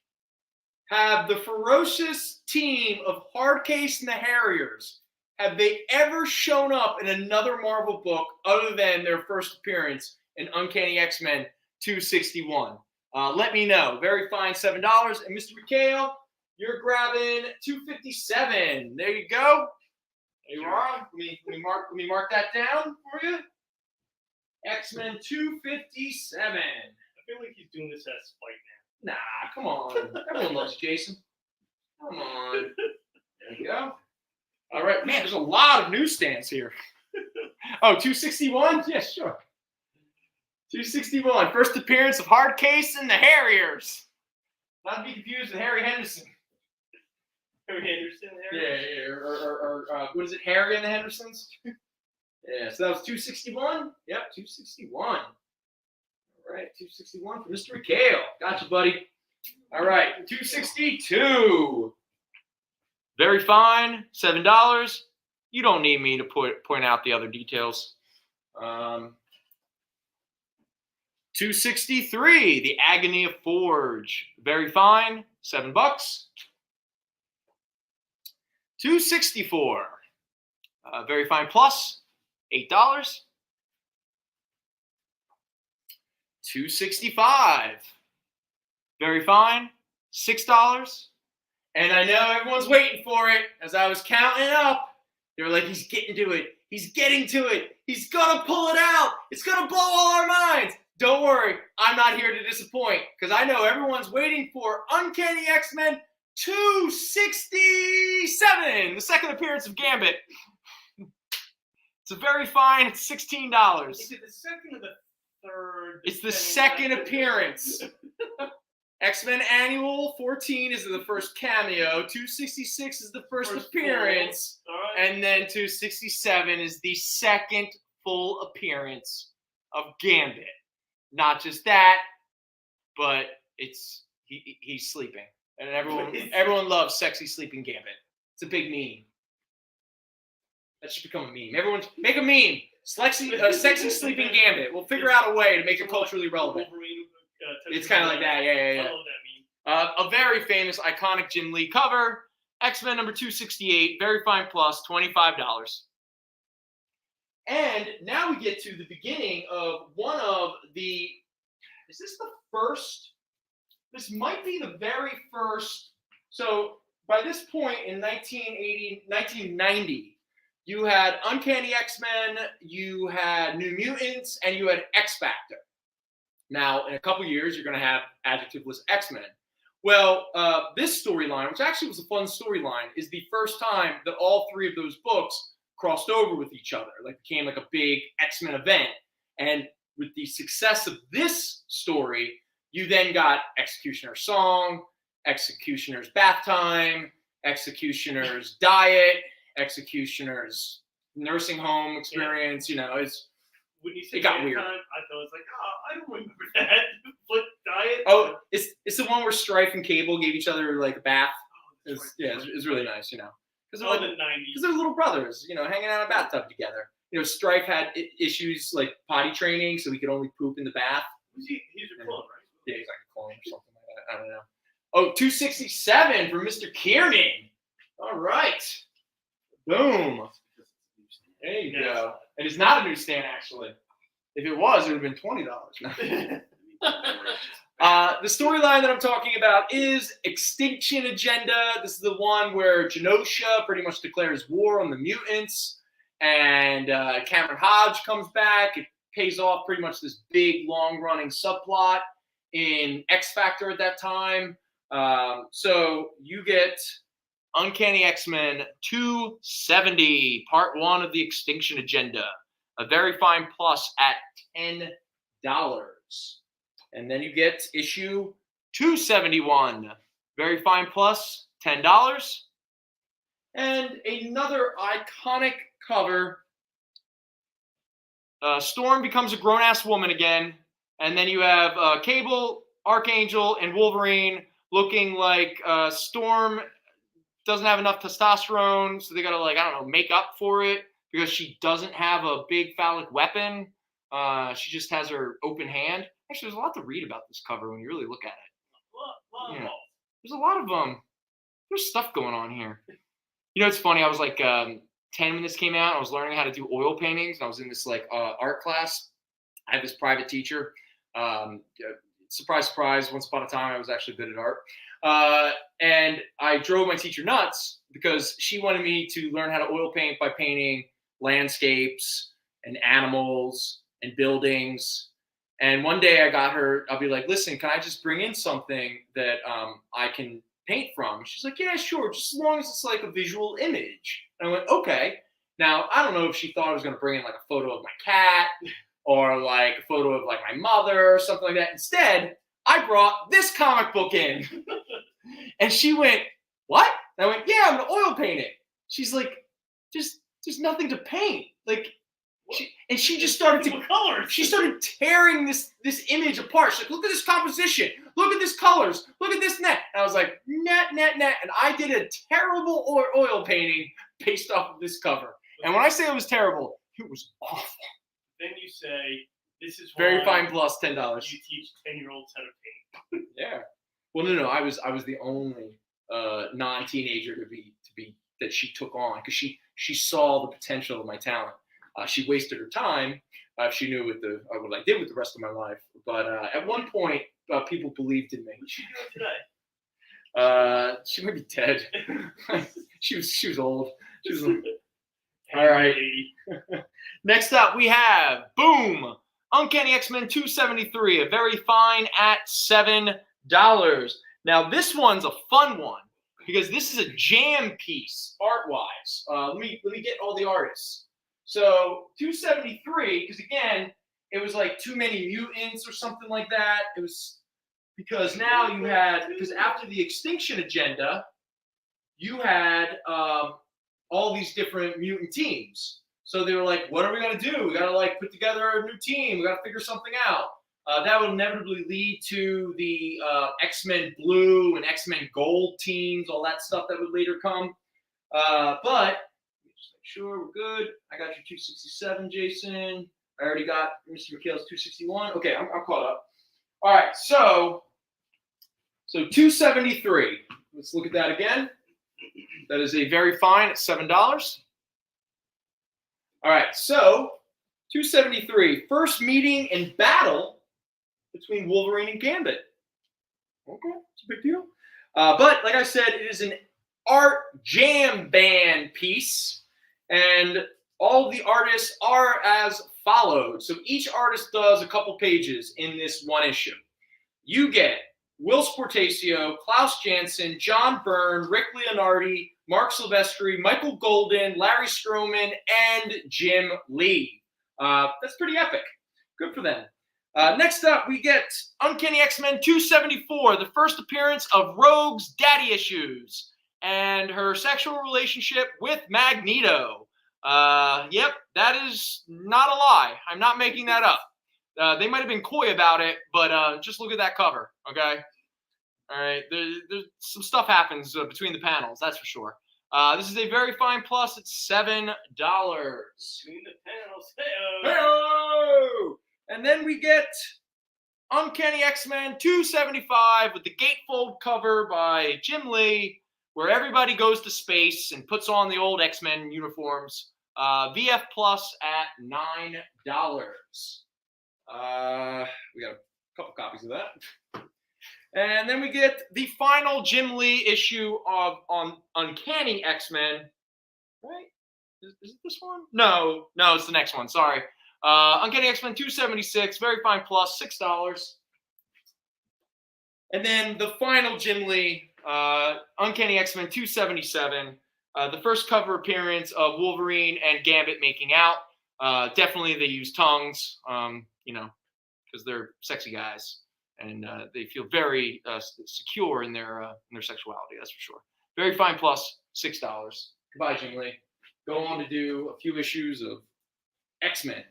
All right, next up we get 278. Very fine plus, $6. 279. Very fine plus, $6. 280. The supposed death of Professor X. Don't worry, he doesn't stay dead. Very fine plus, $6. And we get 281. First appearance of Trevor Fitzroy. The beginning of the whole, X-Men Blue, X-Men Gold. Pretty much the precursor to every aesthetic when people think of 90s X-Men. It starts here in Uncanny X-Men 281 when a new team is born. High grade at $12. Oh, 274 is getting claimed. Where's 274? There we go. Mr. McHale's got some taste. Some sexy Rogue in the Savage Land taste, that's for sure. So yeah, that was the first print of 281, high grade at $12. And then we also have a second print, high grade at $5. And the way you can tell it's a second print is because of the red ink coloring that they use. And then we have copies of Uncanny X-Men 282, high grade, $30, first appearance or first cameo appearance of Bishop. We also have a second print, which is a gold ink print. That is a high grade at $15. And then we have, last but not least, Uncanny X-Men 283, the first full appearance of Bishop and the first appearance of the Game Master, not to be confused with the Elder of the Universe Game Master, who is a completely different character. High grade, $16. All right. So let me just catch up with my claims here real fast, guys. All right. So, Mr. McHale, you're getting your Uncanny 274. There we go. Mr. McHale.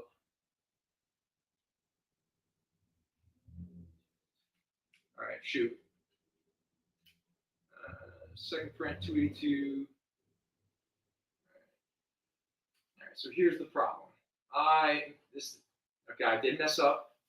So God, what'd you do? I wrote all of Mr. McHale's X-Men books onto yours. I think that should stay there. So Mr. McHale's 256, 257, 261. I couldn't on the newsstand ones. And 274. That's Mr. McHale. Got it.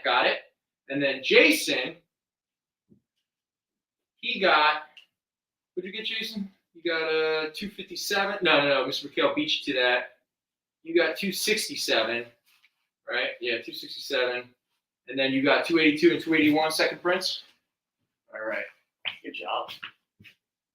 282, 281 second print, and 282 second print. Got it.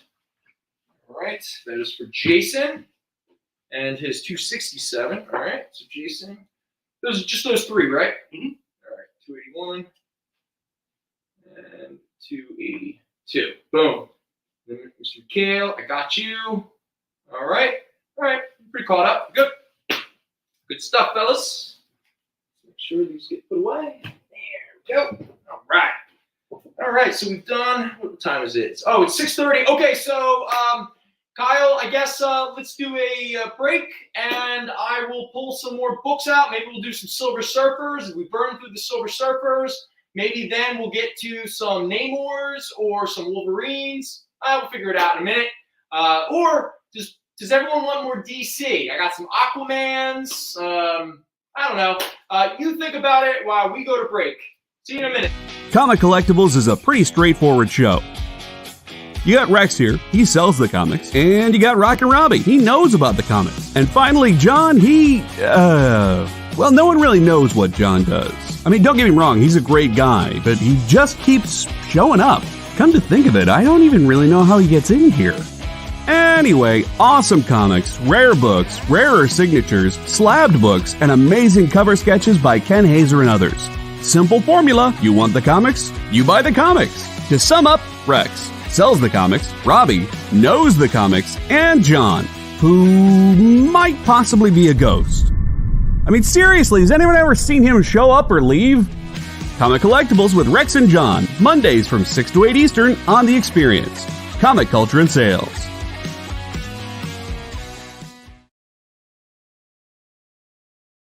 Did you know that every Experience show, including some exclusive content, streams on Twitch?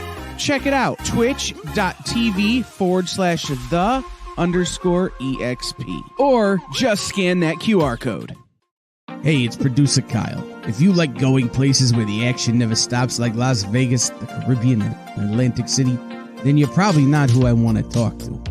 But if you want to surround yourself with amazing comic books and comic book content made by a devoted group of smart and funny industry insiders, the Experience Members Club was made for you. You can join the Experience by becoming a supporting member of our YouTube channel. You get access to exclusive content that no one else gets, like members-only live streams, pre-sales, one-on-one Q&As with production staff, and other content that's exclusively for members. Plus, for a limited time, if you sign up now, you'll be entered into our giveaway of a slabbed comic book.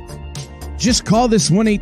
Wait, hold on. It's 2022. No one makes phone calls anymore. Scan the QR code at the bottom of the screen, or just visit the membership section of our YouTube page, and you'll be on the VIP line of the comic book buffet, baby. Look at the size of those perks. Join today, and I'll be saying, who loves you, baby? Me. The answer was me. Hey everybody, I'm David Boer, the writer of Kanto, Killer Queens, and All New Firefly, and you are watching The Experience.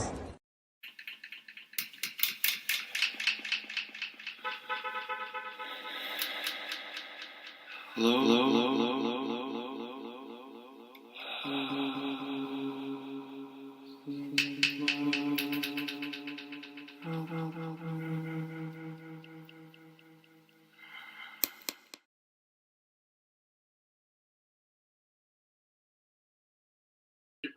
Welcome back, everybody. How you doing?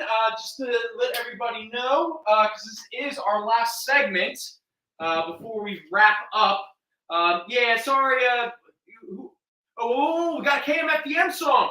Yo, Zanin, that's so funny because Roland almost put a KMFDM song on the most recent volume 10. So that's funny that you what is it? Geniuses think alike, smart minds think alike, something like that. Great minds think alike. Yeah, great minds. There you go. Cam FDM. Megalomaniac. Good one, man. Megalomaniac. Don't people think the same way? They really think they're also... And yeah, sorry, I see Jason already answered. But yeah, we do not have the Lobo chained or unchained or whatever it is, one shot. I'm full of epic steak. Cool. All right, Parallax. I hope it's like an actual steak because I want to know what an epic steak is. Like,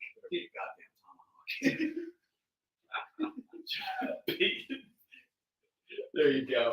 But again, if anyone is interested, we're doing our giveaway tonight, and that is a Philadelphia Eagles 1989 yearbook. And all you got to do to get in on the running for this is to, in the chat, just type hashtag #GoBirds. All right. All right. I can't wait to listen to everybody whine for the next week. They didn't beat the Lions enough. The defense. You know.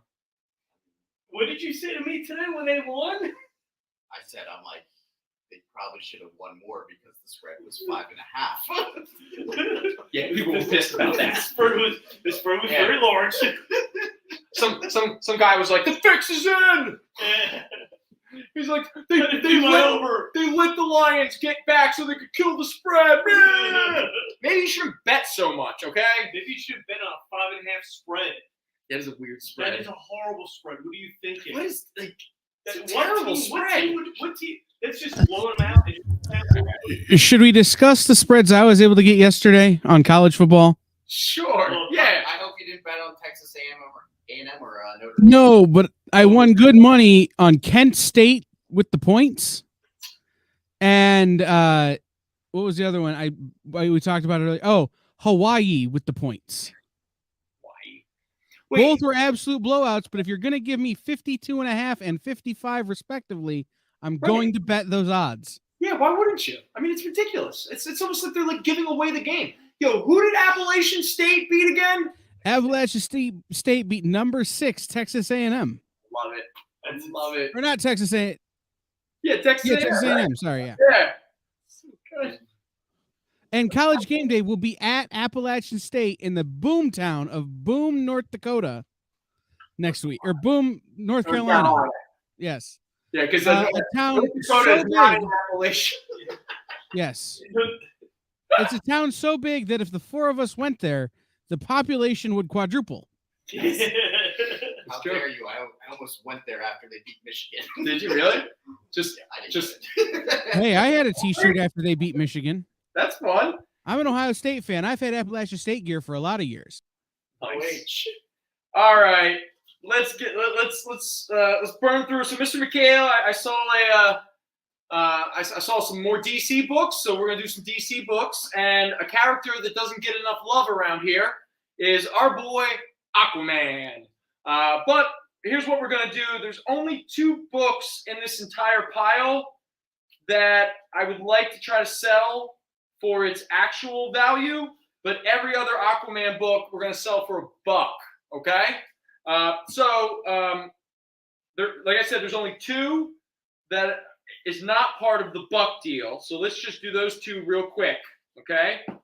So first up is Aquaman #1. This is from 1986. This is where Aquaman, because I guess they decided, they're like, oh, well, his orange and green suit makes him look like too much of a joke. So let's put him in like some kind of disco blue outfit, and he'll totally look cooler. So I imagine most of you will not recognize this costume because they got rid of it pretty fast. But still, Aquaman #1. I think this might be his first mini series. This is a very fine plus at $10. His second miniseries after that one from 1989 by Keith Giffen, Robert Lauren Fleming, and Kurt Swan. This is a very fine copy at $5. There we go. And now we have all the rest of the issues for those miniseries, but all of these are very fines, very fine pluses, very fine pluses. Okay. And they all range around $3 to $4. But tonight only, this little pile I have right here, I'm going to burn through pretty quickly. Each one is $1 for tonight only. So here we go. $1. So issue 2, 3, and 4, part of this mini series. Here is issue 2. Issue 3, some nice P. Craig Russell covers. In fact, these covers are really cool. They're pretty fantasy, trippy kind of stuff. And issue number 4. There you go. And now, right around the same time that first miniseries came out, they did put out this Aquaman special by Mishkin, Cohen, Freeman, and Pasella, which sounds like a terrible law firm. Car dealership. Yeah, Mishkin, Cohen, Freeman, and Pasella. This is a so Aquaman special. Again, these are all $1. Injury specialist. And then we get around right before they put out the second miniseries in 1989, they put out a special by Giffen, Fleming, Swan, and Shanower, The Legend of Aquaman, #1. And now, where's that first issue? All right, so this was the first issue of this series. And now we get issue 2. Giffen, Fleming, Swan, and Vey. And issue number 3. Number 4. And number 5. That is one constipated looking Aquaman. He's not constipated. He's thinking very hard. And then, Speaking to soon after those miniseries, DC in 1991 said, you know what? We need an Aquaman ongoing. Because if there's one comic that always sells and always sells well, it's Aquaman. Is it though? So, of course not. They didn't have a Ghost Rider back then? Do you need me to? No. Or Punisher? No, they couldn't have Wolverine show up in Aquaman to kind of bump up the sales a little.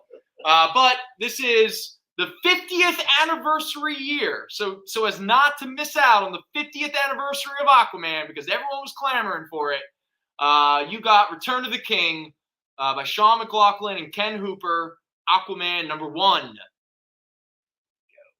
Some guy at 70 years old was like, yeah, they're going to continue the series. And then, after that series failed, Peter David decided to try his luck at it. And so the first thing he was going to do is going to do a mini-series called Aquaman Time and Tide.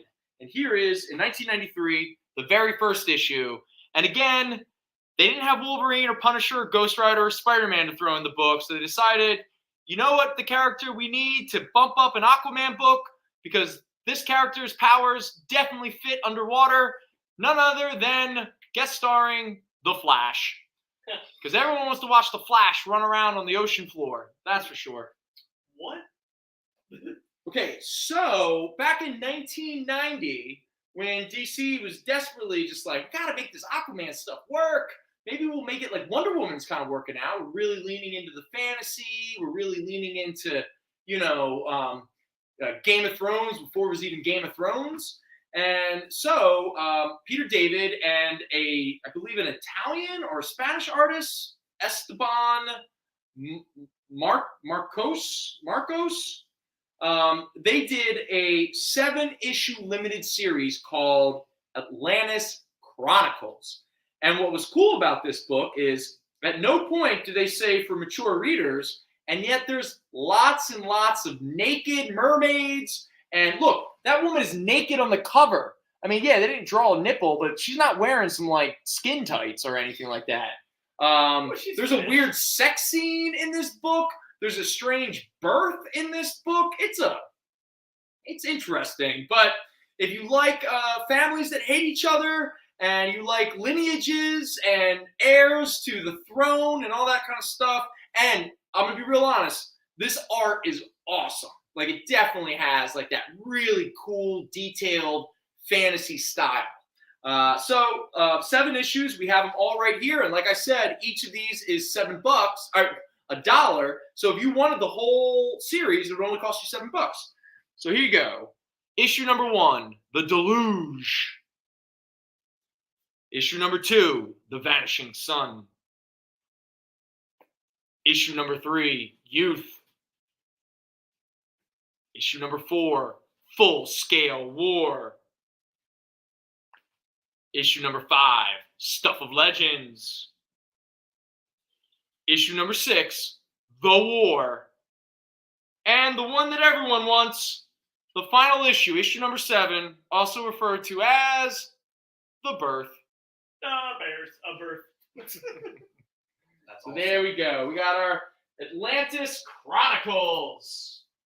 Cool beans. All right. Cool beans. Yeah. Oh, Aquaman 7-issue set. Yeah, man. That's yours, bud. Boom, boom. Atlantis Chronicles. Mr. McHale coming in hot. All right. I got to make sure I mark all that down as a buck. Where's Mr. McHale's card here? Here it is. All right. Tom's Comic Books and Reviews. Hello, how you doing, man? Any Teenage Ninja Turtles? Yeah, the only stuff we have isn't actual comics at the moment. We have the original Random House Teenage Ninja Turtles storybook based on the movie. We also have a cracked parody of the Turtles.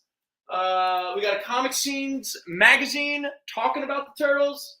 We have the official movies magazine for the sequel, Secret of the Ooze.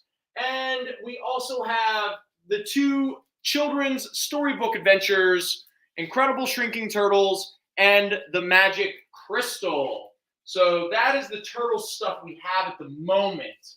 So if that interests you, let me know. I can talk about prices and stuff. But if you're looking for more like comics and things of that nature, we don't have them at the moment. Does he really have a 5-point trident? Yeah, sure. Why not? Yeah. I mean, it is what it is. It is what it is. All right. Wouldn't that be a quindent? Isn't try for trident 3? Wait, what's that? Yeah. Isn't it trident is 3. That's Right. So it'd be a quindent. Yeah, I guess. If it was 4, it'd be a fork. I don't know. Gary, word man, come up. What's the right word for 5-point not trident? But that's not a thing. It's a pitchfork. No, pitchfork is 2. You sure? No, pitchfork says 4. Yeah, pitchforks do have 4. Oh, do you hear this brain trust over here? Shush! Shush! Yeah, because my pitchforks usually have 4. But that's not. It's for pitch. Look, you're the one. You know what? It doesn't matter. He's in. All I gotta say is, you guys really elevate the. There's no reason. There's no reason to have 5 points on a spear. All right. Look, You just get stuck in the fish and you're ruining everything. Stop it. you're gonna get a lot of this after week 7 of the NFL season. You know what? Yeah. Just I so can you know, imagine. October I won't be here, so congratulations. That's why I said, Here's that's why I some. said week 7. Okay, let's do a couple things that aren't DC or really Marvel, just for some fun. So, the Golden Age character that is now being published by Dynamite over the past 20 years or so, 15 years. Back in the late 80s, I guess it was Chuck Dixon. I don't know who the Smith is, but it's Chuck Dixon and art by Dan Brereton. That's painted art. He's the guy who did that really cool Batman Thrill Killer miniseries and stuff.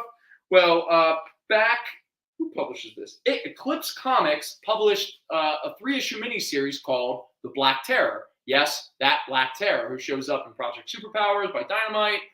He's a character who dates back to, I think, like the 30s or the 40s. Old pulpy characters or what have you. Well, they tried to kind of update him for the late 80s dark nihilistic period. He looks like he's the Punisher with like a domino kind of mask. But still, a little blast from the past of late 80s Eclipse Comics. And again, some early painted art by Dan Brereton.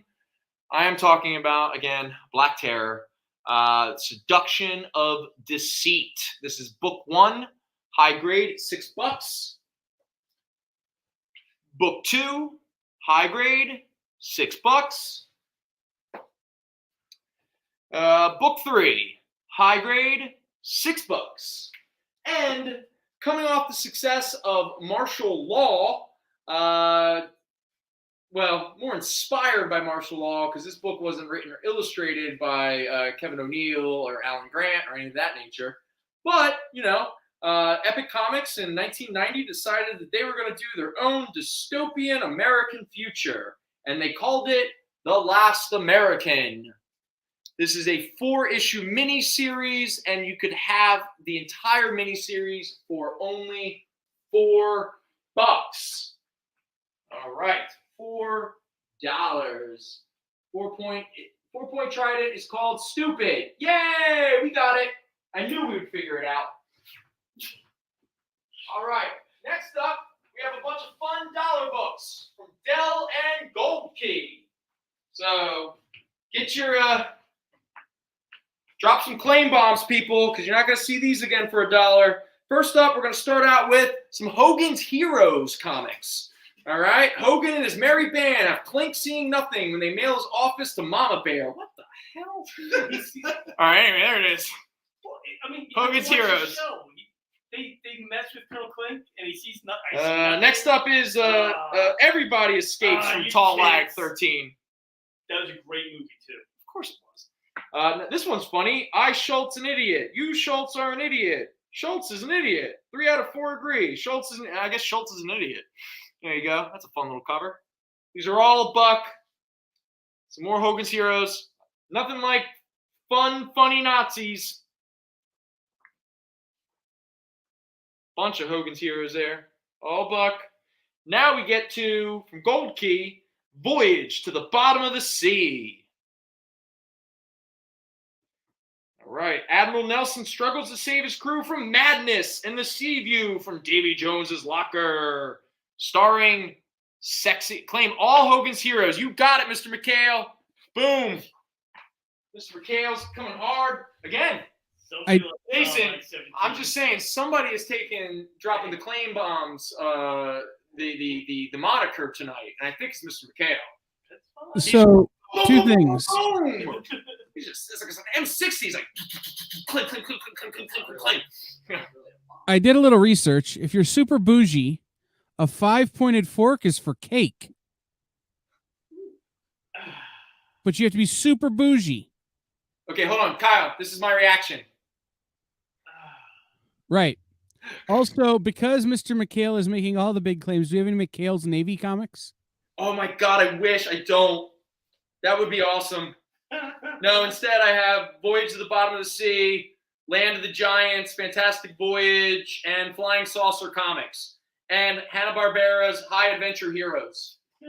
So let's get through the rest of these. So boom, some more Voyage to the Bottom of the Sea. From the frozen waste of time, a million-year-old beast comes to life aboard the Seaview. Boom. A bunch of dudes punch each other. A shark makes love to a submarine. Hey-o. Some fish don't understand the word consent. Man-made tidal waves, beta traps submarine, sea view in the undersea fortress of mysterious, Dr. Gamma. What? This is like word salad. I don't even know. Like, were kids buying it? They're like, oh my God, Dr. Gamma. Now we get Land of the Giants, which has one of my all-time favorite ones where they fight the cat. Oh, Mr. McHale's claiming all the Voyage to the Bottom of the Seas. All right, man. 1, 2, 3, 4, 5, 6, 7. Son of Stone, so you can have it. There you go. All right. It's Son of Stone. I got you, Mr. McHale. Boom. Oh, all right. Zanin. There you go. High Adventure Heroes. The Arabian Nights Slave Maker. Yeah, when were these books made? What the hell? Like 70-something? The Three Musketeers. Mask of the Spider. Also, Micro Venture. The Tiny Sea. I like the Buffalo Bill back. Oh, yeah, Daisy Buffalo Bill Scout. There you go. Yes, you can, kid. Okay, all right. Let me get through the rest of these before we run out of time, because then we got to do our giveaway. Land of the Giants with the cat. Land of the Giants with the mini people. Oh, here's another Voyage to the Bottom of the Sea. Mr. McHale, I'm just going to throw it in your pile, but if you're like, no, I don't want that, let me know. Outer Limits. Outer Limits. I want to go to Destination Unknown. That's cool. That's like my vacation. Yeah, that's the vacation spot that I want. Destination Unknown. Fantastic Voyage. What's it like over there? Yeah. It's unknown. I don't know. Some more Land of the Giants. Land of the Giants. What's Outer Limits? Land of the Giants. Oh, Zanin. Here's another High Adventure Heroes. If you want it, let me know. I'm just going to put it over here just in case. And Mr. McHale, you wanted all of the Outer Limits. So let me grab them for you. There was just 2 of them. All right, there we go. Boom. And last but not least, Space Adventures presents UFO. Why are they here? What do they want? Who are they? And Flying Saucer Comics. Boom. Flying Saucer Comics fight G.I. Joe, Black Hawk, airplanes or something. These are cool airplanes. Flying Saucer Comics, where the aliens are trying to drag the Russian cosmonaut out of the thing. I don't know what the... And last but not least, unbelievable accounts of bizarre sightings of UFOs and the men who fly them. I'm pretty sure it's a romance book, just so we're clear. Yeah. The Navy's not going to declassify any more UFO information. Yeah. First of all, UFO just means unidentified. Don't worry, Zane. I got your It's bad nomenclature. claim UFO. All right. UFO is going to Mr. McHale. Boom. Yeah, UAVs are what they are now. Oh, yeah. All right. Oh, and the flying saucers. Okay, so we have the UFO and 1, 2, 3, 4 flying saucers. All right. So all we have left are the land of the giants, I guess. That's good.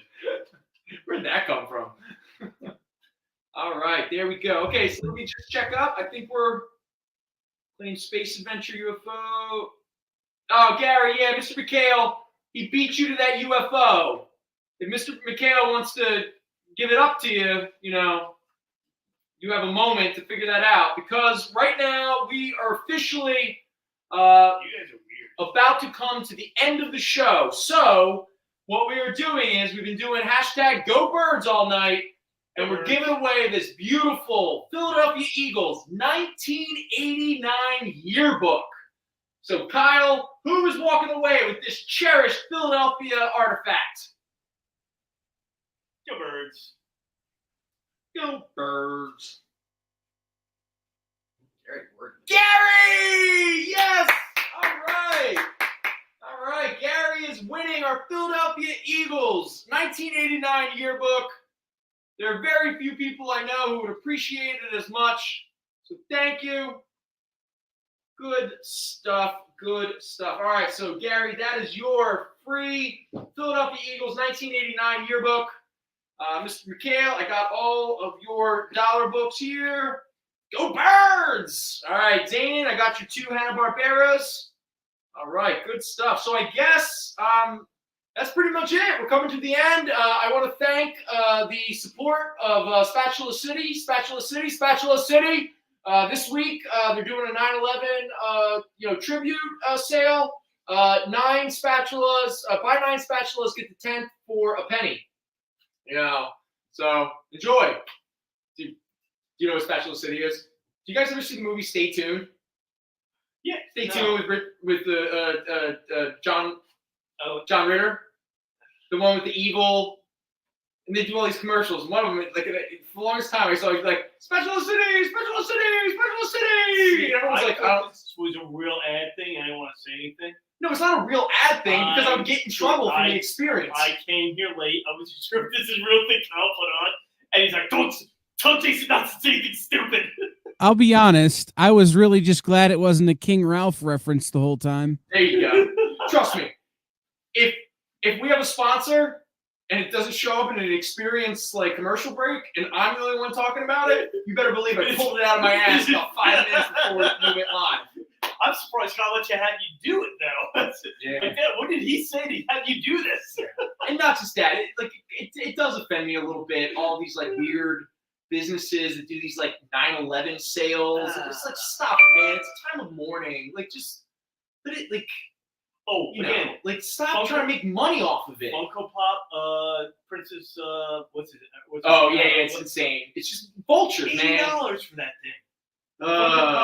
Yes, Gary, Jason did think Spatula City was a real thing. I did. I'm not gonna lie. Parallax Spectre, Stay Tuned is awesome. That is one of those early 90s movies that has been forgotten, and it shouldn't. And in fact, a really good double feature would be Stay Tuned with Cabin in the Woods, because it's all about putting human beings into these like terrible situations to appeal to a certain audience. In Stay Tuned, it's the devil, and in Cabin in the Woods, it's the elder gods. Which are the it's great. It's great double feature. Stay Tuned and Cabin in the Woods. All right, so so we're coming to an end. Thank you everybody for hanging out with us. Sorry, I'm not a very smart person. Yeah. All right, relax. Thank you very much for putting up with all of my bullshit, because trust me, I stick my foot in my mouth a lot when you got to stand up here for 2.5 hours, and you got to be entertaining because there's only so many comics you can sell. I appreciate everyone's patience. Everyone who purchased books and stuff like that. You validate my existence because without you, Mike would be like, Brendon, please stop wasting my time. So with that said, let's call it quits now.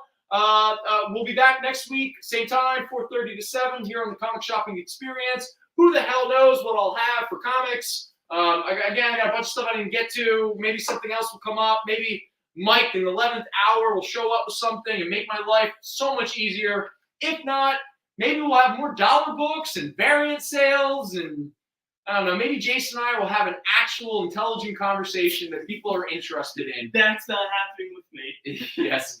Everybody, have a wonderful night. Enjoy your week. All that good fun. I look forward to seeing you all next week. And as always, go Birds! Bye. Peace! Join the party.